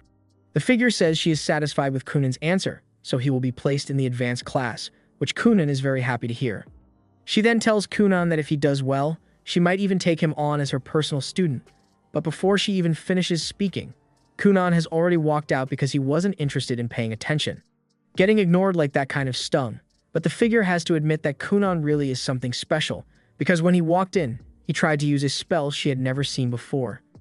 And even though it was incomplete, she is excited to see what else Kunan can come up with. Back at Kunan's home, his parents receive a letter from Rinko informing them that Kunan has successfully passed the entrance exam and was placed in the advanced class. They are both so proud of Kunan's achievements, but then they keep reading, and Rinko also mentions that Kunan apparently overdid it a little during the exam and painted the lawn red with blood, and Kunan's father immediately flies into a rage because he can't believe Kunan would cause trouble like that on his first day of school. He considers cutting Kunan's allowance for a month as punishment, but it turns out that the school doesn't allow advanced class students to receive an allowance anyway, so it doesn't matter. When the advanced class students hear of this, they are all a bit concerned since they had no idea the school would expect them to make a living on their own, and Reyes seems to be particularly against this rule, because she stands up and tells Soph that this is unacceptable. Soph asks her what the matter is, so she tells him she came here to research magic, so she doesn't have time to figure out how to make ends meet on top of that. Soph explains that the goal here is to help them become top-tier mages, and he believes that unless they are able to make money on their own, they can never truly become top-tier, which is why this rule is established. This poses a significant problem for Reyes since her living expenses are approximately 1.5 million per month, and on top of that, she has to pay the salaries of her 2 maids who double as her bodyguards, so she has no idea what she's going to do. Afterward, everyone is taken to the private labs that they will be using to conduct their research. Since Reyes was just informed that she's essentially broke now, she gets nervous and asks Seifi if they are going to be required to pay for this space or something. Seifi explains that the lab itself is free for each of them, but they are going to be required to pay for their own research materials out of pocket. They are also free to work or slack off as much as they want, but if they don't earn enough credits by the end of the semester, they will end up being demoted to the regular class. Credits are earned by completing achievements that are accepted by a professor, so Seifi wishes them all luck on their studies since it's going to be tough. However, Kunan thinks he's going to be just fine because he's already sitting on a ton of royalty money from all his publications with Xeon, and if he ever needs more, he can just make some money as a magic engineer. He then asks Reyes what kind of job she'd want to do with her magic, and he asks if she would like to discuss it with him over dessert at a parfait shop, but Reyes turns him down. Later that day, Kunan is back at home when Rinko comes out to call him in for dinner, but she notices that he looks a little upset, so she asks him what's wrong. Kunan explains that he's sad because Reyes keeps turning down his invites no matter how many times he asks, so Rinko decides to give him some advice. She tells him he needs to be willing to let it go if Reyes keeps turning him down, because insisting too much comes off as rude, and it'll only push her even further away. Kunan says he understands, so Rinko switches topics and asks if he's going to be okay since he has to make money for himself now without an allowance. Kunan knows exactly why she's asking this, so he tells her he's still going to be able to pay her salary, so she doesn't need to worry, and Rinko is relieved to hear that. However, not everyone is in as good a position as Kunan, because right now, Reyes is having dinner with her maids, and since it has been confirmed that Reyes isn't allowed to receive any money or food from her family, they are in a tight pinch right now. One of her maids feels bad and tells Reyes that she's willing to work without pay for a while, and Reyes is happy to hear that since it would reduce the burden on her. But the maid takes it back a moment later, because she really needs her salary. Normally, a mage in this position would just use their magic skills to earn money, but Reyes doesn't have that luxury, because the church explicitly forbids her from using her healing magic for monetary gain, so she's kind of screwed here. The next day, Reyes drags herself into school, and she looks terrible because she was up all night trying to figure out how to pay for her living expenses. But as she is walking through the halls, she notices a bunch of students lining up in front of Kunan's lab. She asks the others what's going on, so they tell her that Kunan recently started a business, and it's a huge hit. They see a very tired-looking girl pay Kunan for a 60-minute sleep session, and after signing her in, Kunan leads her into his lab to get her settled in. The rest of the students are eagerly awaiting their turns, but unfortunately, Kunan has limited lab space, and all the slots are full, so he apologizes and tells them they are going to have to wait 30 more minutes to get a slot. All the commotion draws the attention of Soph and Seifi, so they come over to check on what's going on, and they are honestly impressed by how well Kunan's business is doing. Soph asks Kunan if he could explain what he's got going on here, so Kunan informs him that this is a sleep sanctuary. He filled his lab with a dozen magic water beds, and since they are so comfortable, all the students who suffer from research-induced insomnia are able to get some good quality sleep here. He came up with this idea because he knows just how badly intense research can mess up your sleep schedule, which is how he knew there would be no shortage of customers for his service, though he can only serve a few people at a time since he's got limited space. After hearing Kunan's pitch, even Soph is hooked, so he promises to get Kunan more lab space, and in exchange, He asks that Kunan allow the professors to pay for his services since almost everyone here is severely sleep deprived. Kunan says he would feel a little guilty charging professors for something like this, but Soph assures him that it's not a problem since all the professors would be more than happy to pay it. With that, Kunan's business gained school-wide recognition, and all his customers had nothing but good things to say about it after they were done, because it left them feeling totally energized. The good reviews draw in an endless number of new customers, so Kunan is really raking in the dough. But it looks like there are a few students who seem to have their eyes on Kunan because he's Xion's student. Later that night, back at Reyes' house, the power had been cut out since she couldn't pay the magic electricity bill, and she's starting to get depressed because she had no idea life could be this hard. One of her maids suggests that Reyes should discuss her situation with the professors, but she already tried that. And she was told that she should go ask Kunan for advice since he seems to be great when it comes to businesses. She doesn't want to do that because she thinks Kunan is a weirdo, but at this rate, if she doesn't find a way to earn money soon, she's going to be stuck eating water, soup, and air sandwiches. The next day, Reyes goes to meet Kunan, and as humiliating as this is for her, she begs him to help her. She personally didn't want to ask him for help, because there's no telling what he might demand of her in return. But Kunan tells her she doesn't have to worry about that because he would never take advantage of a friend's vulnerability. He may ask her to return the favor someday, but he promises not to make any unreasonable requests. That said, to make sure there are no misunderstandings, he asks Seifi to come in and act as a witness to their discussion. Kunan is already aware that Reyes needs money, so he asks why she doesn't just open a healing business since there are tons of people who would pay to have their injuries healed. However, Reyes tells him she can't do that because it is strictly against the rules of the church or use holy healing power for personal gain. In that case, Kunan looks into alternatives, and he mentions that some researchers in the school are willing to pay for the collection of research data, but learning to do that would take too much time considering Reyes' dire financial state. Just then, Kunan comes up with an idea and asks Reyes if there are any rules against her using purification magic for personal gain, and the church's restrictions say nothing about that, so Kunan suggests that he could work together with Reyes to develop a magic item. Seifi steps in at this point and tells Kunan to slow down a bit, because while she understands that Kunan is trying to do something nice for Reyes, things tend to get tricky when it comes to dual ownership of magic item patent rights, so maybe he should put a little more thought into this. Kunan says he doesn't mind letting Reyes be the lead on the project since she needs the money right now, and they can just work out the finer details later. He asks Reyes if she agrees to work with him, but it's not like she has much of a choice, so she tells him she's in, and Kunan is really happy to hear that because it means he finally gets to experiment with Reyes' magic. Kunan calls for a little help from Professor Surya, an instructor who also possesses the light attribute, and he happens to be on really good terms with her because she has benefited a lot from Kunan's sleep business. She tells Kunan she managed to acquire the seed he asked for, so she hands them over to him, and when Kunan opens the box, Reyes is surprised to see that it contains shishula seeds. Shishula is a sacred herb, and it's extremely valuable, so Kunan plans to grow some so Reyes can sell them for a profit. Reyes tells him that's impossible because shishula seeds can only grow on Holy Land, but Kunan did a bit of research into the topic, and apparently, Holy Land is just land that naturally possesses holy magic and purification magic, so he figured they would be able to recreate the same effect by having Reyes use her Holy Sanctum spell. Sharia is also interested in seeing if it works out, so they all gather around as Reyes casts the spell under Kunan's instruction. And a moment later, a barrier of holy light forms around the seeds, causing them to sprout. Both Sharia and Kunan are ecstatic that the experiment was a success, and Kunan begins excitedly documenting everything he learned from witnessing Reyes' magic, and seeing Kunan so elated makes Reyes realize that all those times he kept bothering her. He really wasn't trying to flirt, he was just really eager to experiment with her magic. However, that's only half right because while Kunan may not be interested in her romantically, he never misses a chance to make flirty comments, so mid-report. He notices Reyes staring at him and asks if she has fallen in love with him by chance, but Reyes completely denies it. Kunan is relieved that the experiment worked out, because that means his 1 million investments didn't go to waste. Reyes asks what he's talking about, so Surya explains that the shishula seeds that they use cost 200,000 each, since students are required to pay for their research materials, but Reyes didn't have any money to pay for it, so Kunan used 1 million of his own money to fund the experiment, and he planned to have Reyes pay him back after selling the medicine if the experiment turned out to be a success.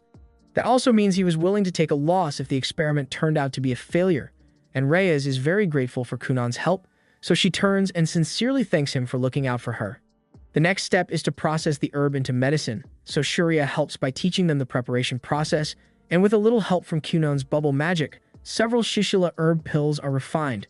They then head out to sell the medicine, and Kunan helps Reyes secure a sale contract for 2 million per batch, so she won't have to worry about money anymore. And to celebrate, Kunan decides to treat Reyes and her maids to lunch.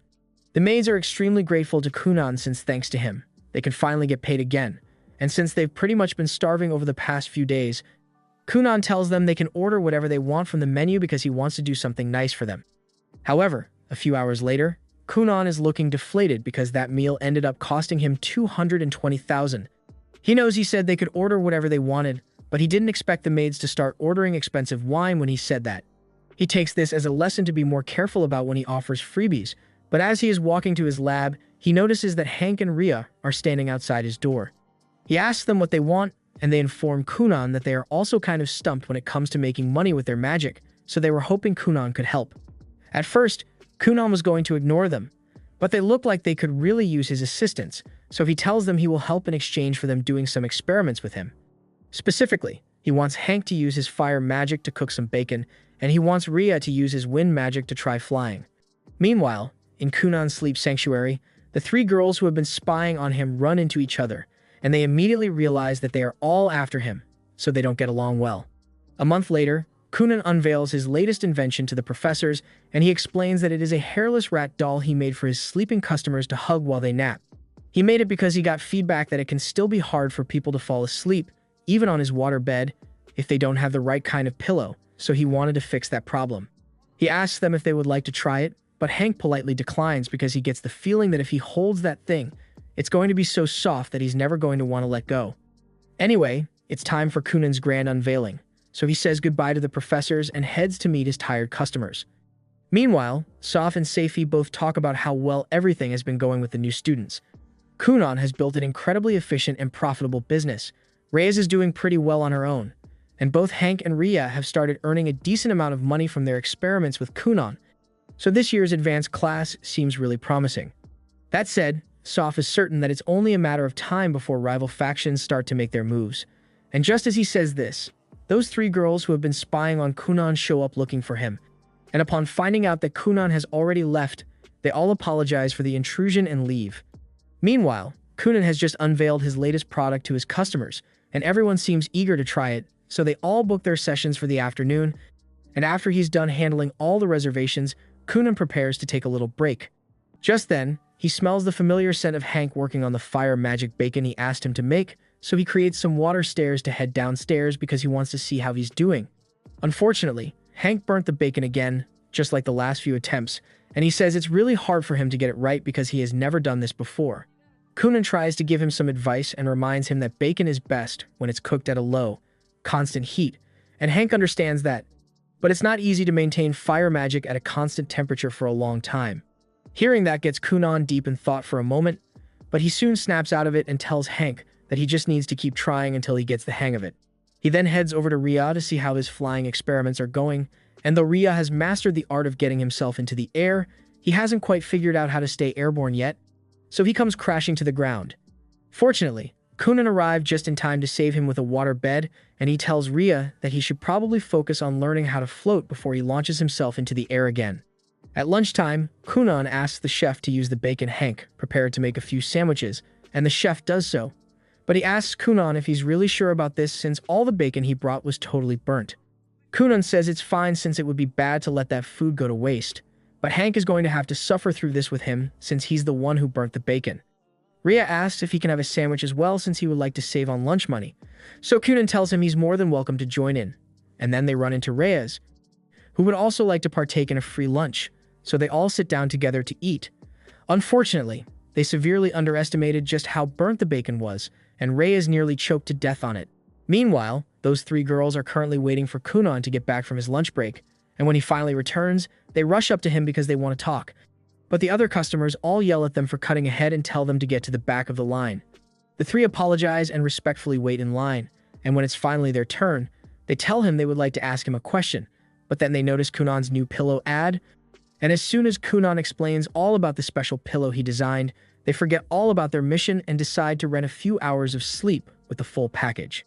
Meanwhile, Hank has gone back to his bacon experiments, And just like Kunan suggested, he is putting a lot more effort into keeping the flame temperature low. At the same time, Rhea is practicing his float stability, and Reyes is working on a new batch of holy herbs. Seifi is glad everything seems to be going well, but Reyes mentions that she still doesn't understand how making them earn their own money is supposed to help them develop as sorcerers in any way. Seifi explains that sorcerers like Reyes and the others have likely been performing nothing but experiments since they were young, and they were lucky enough to receive funding from their family. But out in the real world, a sorcerer can end up in desperate need of money, and if that were to happen, there would be no shortage of shady characters ready to take advantage of them. Reyes now understands the point of the rule, and Seifi is glad to hear that. But just then, she remembers that recruiting season just started, so she asks Reyes if anyone has approached her yet. To her surprise, Reyes tells her that she wasn't approached by anyone, and the same goes for Kunan and the others, which strikes Seifi as odd because she was certain that the different factions would be fighting eager to recruit new members. Technically, the different factions did send out recruiters, but those recruiters are currently taking a nap, so they have no idea what's holding them up. The next day, Kunan and the other all meet for lunch to discuss this whole faction situation, and from what Reyes has heard, the factions are organizations of students in the advanced class. Among them, the three largest factions are the Ability faction, the Harmony faction, and the Rationality faction. They are basically mutual aid programs among sorcerers, and they come in handy when performing experiments that require a lot of people, though. The only thing Kunan can think about is working with a lot of girls fawning over him. Students are allowed to choose which faction they want to join, if any at all. And Hank has decided to aim for the Harmony faction, but the rest aren't really sure which one would be best for them. For now, Kunan suggests they should just start eating today's bacon sandwiches, and Hank seems pretty proud of himself because he didn't burn this batch of bacon. However, when everyone takes a bite, while the bacon may not be burnt, it still tastes awful because it's way too salty, so Hank needs to work on his preparation. Later on, the various faction leaders find out that their recruiters basically spent all of yesterday taking a nap instead of doing any recruiting, so they decide to go looking for Kunan personally. And they happen to run into each other in the halls of the school. The second they see each other, they can immediately tell that they are all here to try to recruit Kunan, so to keep things civil, they decide to play a little game to decide who gets to talk to Kunan first. Meanwhile, out in the garden, Hank is still working on his grilling methods, but he's starting to run out of steam because he has been doing this non-stop for a while now. However, Kunan reminds him that he's the one that has been paying for all the meat Hank has been burning, as well as paying Hank a salary to conduct these experiments, so he has no right to complain. Hank can't really argue since everything Kunan just said is true, so he decides to keep working. In the meantime, Kunan checks up on how Rhea's training is going. Rhea shows Kunan that he has gotten the hang of floating midair, and Kunan is happy to see his progress, but it's time for him to take the next step. So Kunan forms a water bubble around Rhea and asks him to try flying around now. The bubble is there to keep him safe in case he slams into any building during the test. Rhea is really impressed by how quickly Kunan was able to come up with a protective bubble spell, and it makes him realize that there's always room for growth. Back in Rhea's hometown, he was widely acknowledged as the best mage they had ever seen because of how strong his spells were, and he was proud of himself for it. But it's painfully obvious that he's nowhere near as skilled as Kunan. For now, he has to focus on improving himself so he can earn money to pay back his family for scrounging up enough money to send him to this school. He's about to take off, but just then, he hears a huge explosion in the distance, and both he and Kunan see what looks like a magic battle on the other side of the tree line. The people who are fighting are the three main faction leaders, and they are all eager to earn the right to be the first one to talk to Kunan. So they are pulling out their most powerful spells against each other while defending themselves from their opponent's attacks to see who can last the longest. Kunan and Rhea have no idea why there's a battle going on over there, but Kunan thinks it looks like fun, so he wants to try it someday. Meanwhile, Hank is still trying to perfect his fire magic cooking method, and he's contemplating whether he should raise or reduce the heat to get a better result, but then Kunan shows up behind him and tells Hank he's disappointed by how stiff his creative process is. So far, the only thing Hank has done is raise or lower the temperature of the fire he makes, but that's boring to watch. The reason Kunan agreed to fund this experiment was that he wanted to see a creative application of fire magic. So he tells Hank he needs to start thinking out of the box a little if he wants to figure out a way to get past this hurdle. Just then, Soph calls out to Kunan and asks him to prepare an urgent water bed for a professor who's severely sleep-deprived. So Kunan creates a set of water stairs and climbs up to the window to go help. Seeing Kunan's application of magic, turning liquid water into solid stairs, Hank realizes that he really hasn't been using fire magic to its full potential. Yes, He can control the heat of the flame, but he can also control the color of it, as well as the smell, and that gives him a great idea. There is no reason he shouldn't be able to create a flame with a smell that's suitable for bacon, and going a little further, he could probably add unique flavors to the meat itself with a method like this. So he prepares to give it one final try. But before he could begin, he was suddenly approached by one of the members of the Harmony faction, and he is asked if he wants to join. At the same time, Rhea is currently taking his first flight test, but flying is a lot harder than he thought it would be because he keeps running into buildings. He ends up crashing to the floor, and as he's recovering, the recruiter from the Rationality faction comes up to him and informs him that he shouldn't try to control the wind if he wants to fly. She says he should just guide the flow around his body, and the second Rhea gets a good look at her, he's completely smitten. A little while later, the group gathers for lunch as usual, and to their surprise, today's sandwiches are actually really good. So they congratulate Hank for doing such a good job. Coonan mentions that Hank could even try cooking something other than bacon now that he has gotten the method down, but Hank is already way ahead of him on that, so he shows Coonan that he's got a whole platter of assorted meats grilled to perfection. Coonan thinks this is really impressive, but there's just one problem. There's no way they are going to be able to finish all of this, and after Coonan points this out, Hank realizes he may have gotten carried away. Fortunately, they were able to sell the meat to the chef since it was of good quality, and as a bonus, this can serve as Hank's personal business model, so he can finally make money on his own. As they are all walking down the halls, Reyes asks Rhea if he managed to figure out how to fly, and he confirms it. But it's mostly thanks to some advice he got from an upperclassman. Coonan is glad to hear that because if Rhea gets the hang of flying, he could use it to start his own courier business, and Rhea is really excited. Additionally, he informs everyone that the upperclassman he mentioned invited him to join the Rationality faction, and he's planning on accepting, but totally not because he thinks the girl is cute or anything. That would be silly. While they are on the topic, Hank informs everyone that he was invited to join the Harmony faction, and Reyes was invited to join the Ability faction, but she's not sure whether she should accept or not. After learning that everyone received invitations, Coonan wonders why he's the only one who was left out, but they inform him that he's actually the center of attention right now. In fact, the leaders of all three factions are currently still fighting for the right to ask him to join their faction, and as the battle comes to its conclusion, Ability is declared the winner, with Harmony in second, and Rationality in third. Since Bale is the first to negotiate, he decides to pull out the big guns and calls for the prettiest girl in his faction to try to get her to seduce Coonan. Later on, while he was out in the courtyard running some flight tests with Rhea, a girl named Elia from the Ability faction suddenly walks up to him, and after introducing herself, she asks Coonan if he would like to join the Ability faction. It's clear that she's trying to charm Coonan into accepting her request, but it's low-key working on him because he starts talking about how cute she is. Coonan immediately agrees with her, and Elia is glad she was able to convince him, so she walks off, and once she's gone, Coonan goes right back to his experiments. He asks Rhea to try levitating a little higher, and Rhea does as instructed, but a moment later, they are approached by another person. She introduces herself as Elva, and says she's a part of the Harmony faction, so she's here to invite Coonan to join, and she's attempting to charm him as well. Coonan also starts complimenting her looks and agrees with her, so Elva smiles and walks off as well, but the second she's gone, he forgets all about her and turns back to Rhea to remind him to keep his magic output stable or he will lose balance. Rhea apologizes and adjusts his position, but more importantly, he asks Coonan if it's really alright for him to agree to join the Harmony faction when he already agreed to join the Ability faction. But Coonan doesn't see the problem because he always accepts requests from pretty girls. Just then, yet another girl comes to meet Coonan, and she introduces herself as Cassis from the Rationality faction, and she's laying the charm on pretty thick. She asks Coonan to join her faction, but this time, Coonan completely ignores her and tells Rhea it's time for them to go, leaving Cassis speechless. Rhea is surprised because he didn't know Coonan had it in him to be rude to such a pretty girl, but Coonan flatly tells him he would have agreed if a girl had asked him the question. But he could tell that the person back there was a dude, and he doesn't swing that way. Just then, Coonan and Rhea happen to run into the girl from the Rationality faction, and she recalls that Rhea recently agreed to join the Rationality faction, so she thanks him and then she turns to Coonan to ask if he would like to join, and of course, Coonan says yes without a second thought.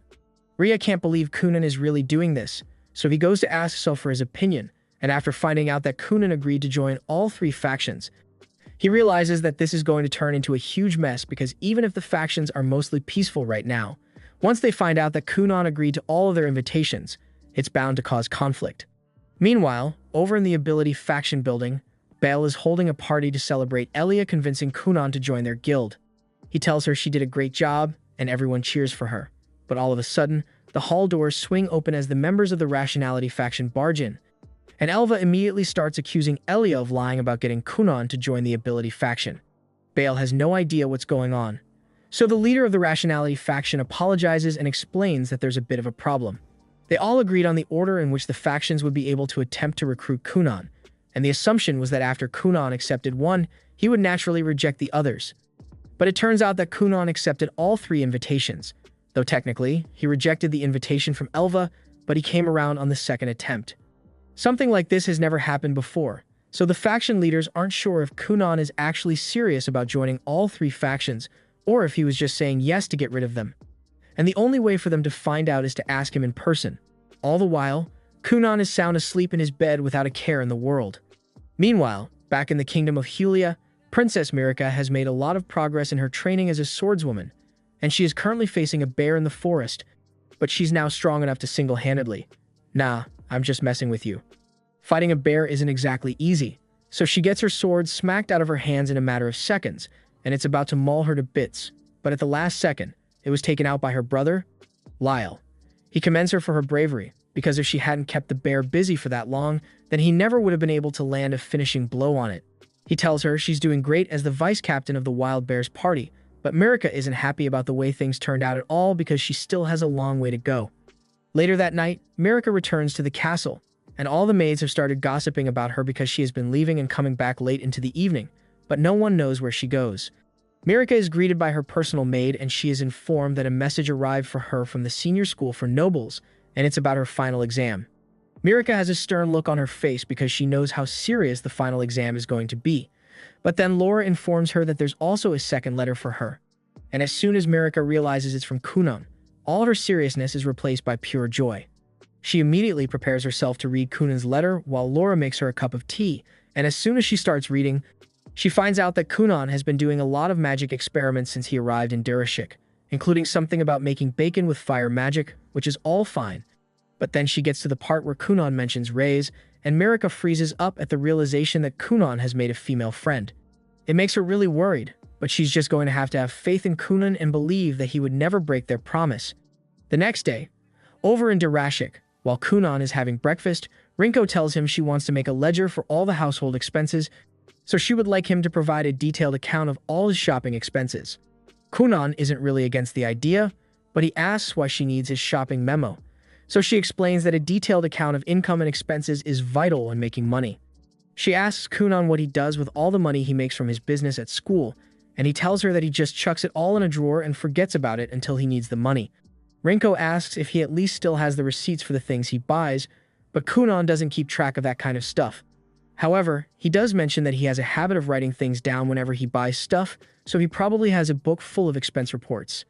Though, he has no idea where it is right now, so Rinko tells him to go look for it. Later that day, Kunan arrives at school, and as soon as he steps into the room, he finds Reyes there eating a sandwich. He immediately recognizes the smell as one of Hank's bacon sandwiches, and he is eager to try one for himself. But out of nowhere, Hank and Rhea both grab Kunan, telling him he needs to hide. Kunan ignores their concern and asks Hank if he has any more sandwiches, which Hank confirms, but that's not the point right now. All the faction leaders are in a huge stir right now because Kunan agreed to join all 3, and who knows what's going to happen once they find him, so Rhea tells him he needs to hide. But unfortunately, it's already too late for that because the faction members have spotted him. They tell him they would like to have a friendly chat with him, and since they are all girls, Kunan remains completely oblivious to their hostile intent and agrees to follow them anywhere they want. But before that, he really wants to try some of Hank's sandwiches. Kunan sits down at the table and takes a bite of one of the sandwiches, and he absolutely loves the new recipe Hank used, but Hank and Rhea have no idea how Kunan can just ignore all the hostile glares behind him. But Reyes, on the other hand, simply doesn't care at all. She is much more interested in the fish variant sandwiches Hank made, and Kunan says he likes fish as well, but since Dirashik is so far from the ocean, they don't get many fresh fish shipments here. In fact, the only ones they get come from traveling ice mages who freeze the fish to sell on their journeys from time to time, but getting people like that is a rare occurrence. Reyes asks if it would be possible to raise the fish here in the city, and Kunan isn't exactly sure, but he tells her she's free to research the topic. She asks him if he would be willing to help her if it turns out to be possible, and Kunan immediately agrees because it sounds like it would make for a really interesting experiment, and Reyes is happy to hear that. But the faction members are getting impatient, so they drag him up by the arms and start dragging Kunan away. He is eventually brought to the base of the Ability faction, and he is amazed because he had no idea that there was a castle like this on campus. He is led into a room where the representatives of the three factions are waiting for him, and as soon as they meet Kunan, the first thing they do is introduce themselves. Bale apologizes to Kunan for dragging him here even though he's not an official member of any faction yet, but the situation called for immediate action, and as he says this, Kunan notices that Bale has a giant black bubble behind him as his special feature, but he's not sure what to make of it. As for Lulu, he has a dark shadowy tree behind him, and this is the first time Kunan has ever seen someone with a plant feature. He then looks over to Shilto, and she's got a thunderstorm raging above her head. But Kunan doesn't care about that because he's much more interested in the fact that one of the faction leaders is a girl, so he immediately walks over to her and starts flirting with her. This stuns everyone because they knew Kunan was nicer to girls, but they didn't realize he was this much of a playboy. Sandra gets pissed and tells Kunan that he needs to take this seriously because he's the one who caused this entire mess in the first place. But when Kunan turns to her, he notices that her special feature is a school of fish, so he assumes she must be a water mage, and he proceeds to ask her out for tea so they can talk about magic together. And Sandra is starting to realize that Kunan is a bit of a weirdo. Moving forward, Lulu thinks things will go more smoothly if Shilto does all the talking from now on since Kunan only seems to pay attention when a girl is speaking to him. So she tells Kunan that she has a question she would like to ask. Kunan says he would be more than happy to answer any and all of her questions over some tea, and the others are happy that they are finally getting somewhere with him. They all move to the main hall together, but along the way Kunan runs into Genevieve and instantly freaks out because Genevieve has Sadako covering his mouth as his special feature, which is the creepiest thing Kunan has ever seen. A few minutes later, Kunan manages to make it to the main hall and sits down with the faction leaders for tea. Bale asks him to clarify which faction he intends to join, but Kunan is still too preoccupied thinking about how creepy Genevieve looked to respond. However, when Shilto asks the same question, he snaps out of his train of thought and says he is going to join her faction. Or at least, that is what he would like to say, but he has already accepted invitations to all three factions, and he hates breaking promises. So he says he plans to join all three factions at the same time, and he is completely serious about it. No one has ever made such a bold claim before, so the representatives ask Kunan if he really thinks he's worth the trouble of them accepting him as a joint member, and Kunan personally can't guarantee that he will be worth it, but he's willing to prove himself to them if that's what they want. Just like that, a duel was organized between Kunan and the best mages from the three factions, and everyone in the school has already heard about it, so it's big news. They find it hard to believe that the factions would really team up to go up against a first year, but it's sure to be a spectacle, so they are all eager to see it. His friends are a little worried for his safety since he's going to be going up against some of the best students in the advanced class all by himself. On the bright side, if he gets hurt, they can just ask Reyes to heal him, and normally, she wouldn't really want to because he kind of brought this on himself, but if Kunan really does get hurt, she promises to do her best to take care of him. That said, she can't actually imagine Kunan losing the battle. When the time for the duel finally arrives, the three who had been chosen prepare themselves inside a tent, but the crossdresser that Kunan ignored before is still salty about being rejected by him, so he says he wants to fight as well. As Kunan walks onto the battlefield, all four of them step up to face him. Everyone looks really tense, and Hank is now even more worried because he realizes that Sandra is one of Kunan's opponents. Sandra being here is a problem, because she is known for her powerful spells, but her control of those spells absolutely sucks, so she's bound to end up causing a ton of collateral damage, and right now, they are in collateral damage range. Seifi is here to act as the officiant, so she casts a barrier around the two parties, and the way this works is that when a party's barrier takes a significant amount of damage, they are disqualified, so they need to protect themselves while dealing as much damage as they can to their opponent. The duel begins and the faction members start arguing over who gets to attack first.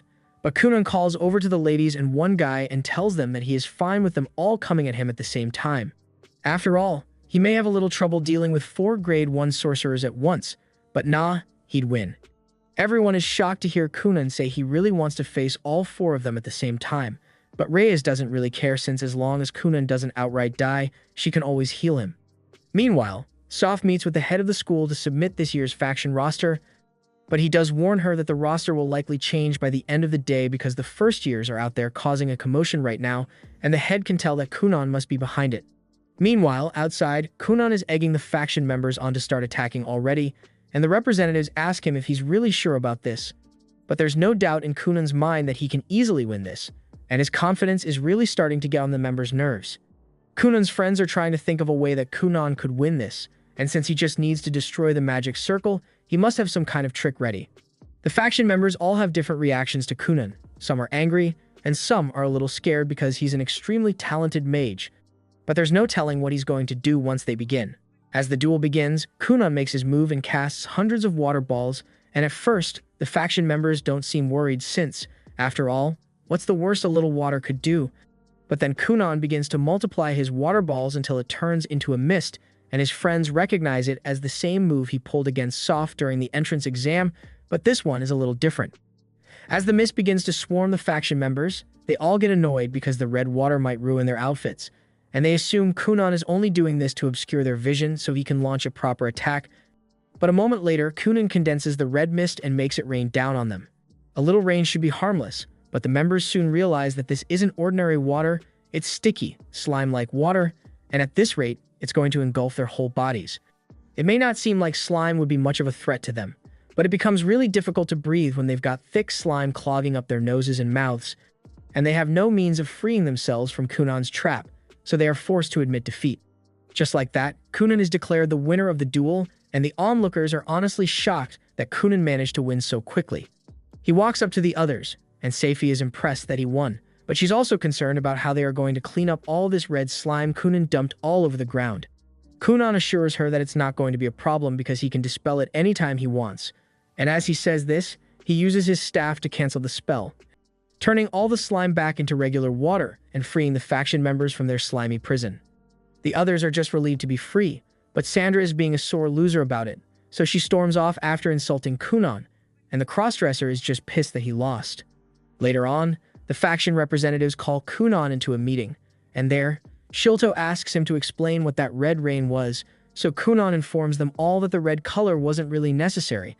He just made it that way as an easy means of differentiating his spells.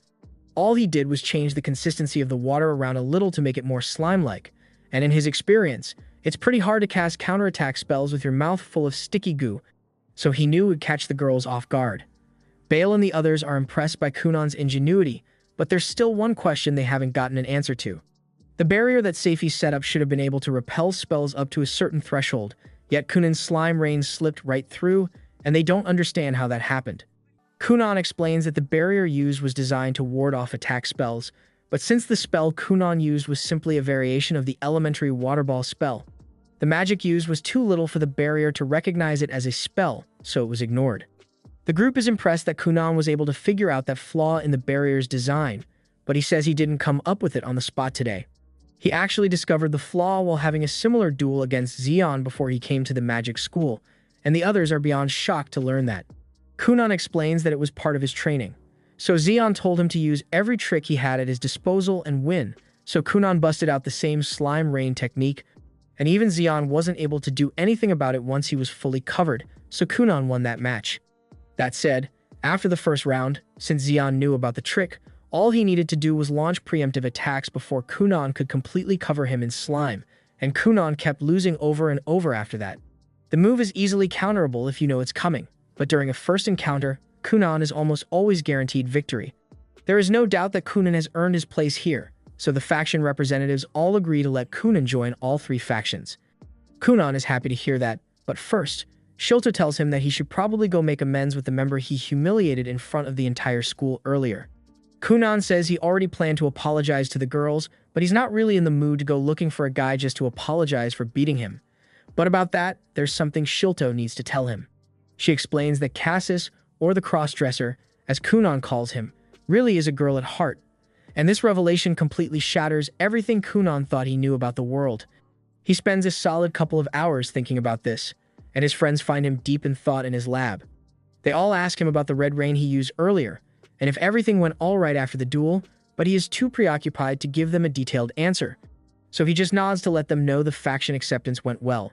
They all congratulate him, but Kunan doesn't feel good about himself at all because he now realizes that he has been incredibly rude to Cassis, and that was a very ungentlemanly way for him to act. So he is ashamed to imagine what Marika would think of him if she were here. Meanwhile, back in the kingdom of Hulia, Marika is in her room thinking about Kunan when Lyle comes over and knocks on her door. Her relationship with Lyle has become a lot better recently, and he was excited for Marika because today was the day she would take the exam to officially become a knight.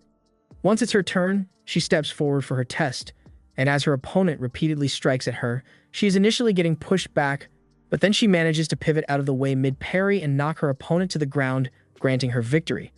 The reason she went through all the effort to become a knight was because she wants to become a woman worthy of Kunan by the time he gets back, so she hopes that he is also doing his best for her in the magic school right now. Later that day, Kunan has just received the letter from Marika telling him about everything she has been up to since he left, and he is really interested in her day-to-day activities. But when he finds out that she has joined the knighthood, he is a little surprised. He's incredibly proud of her accomplishments, but he can't help but be a little concerned as well because being a knight means she has to work incredibly hard. And on top of that, it's both tough and unforgiving work, so it can wear down even the strongest of warriors, and he would hate to see Marika suffer like that, so he wants to tell her not to push herself too hard. A little while later, Marika gets a letter from Kunan, and she appreciates the fact that he's worried about her. But she's already strong enough that even a bear isn't enough to take her down, and she can't wait to surprise Kunan when he gets back. But at the end of the letter, Kunan mentions that he recently made a dozen or so female friends after joining all 3 factions in the school, and that's a little concerning for her. In Kunan's defense, he's not exactly cheating. But Marika definitely wouldn't be happy if she saw how close he had gotten to everyone, because early the next day, Kunan gets swarmed by girls all asking him to do research with them. The end.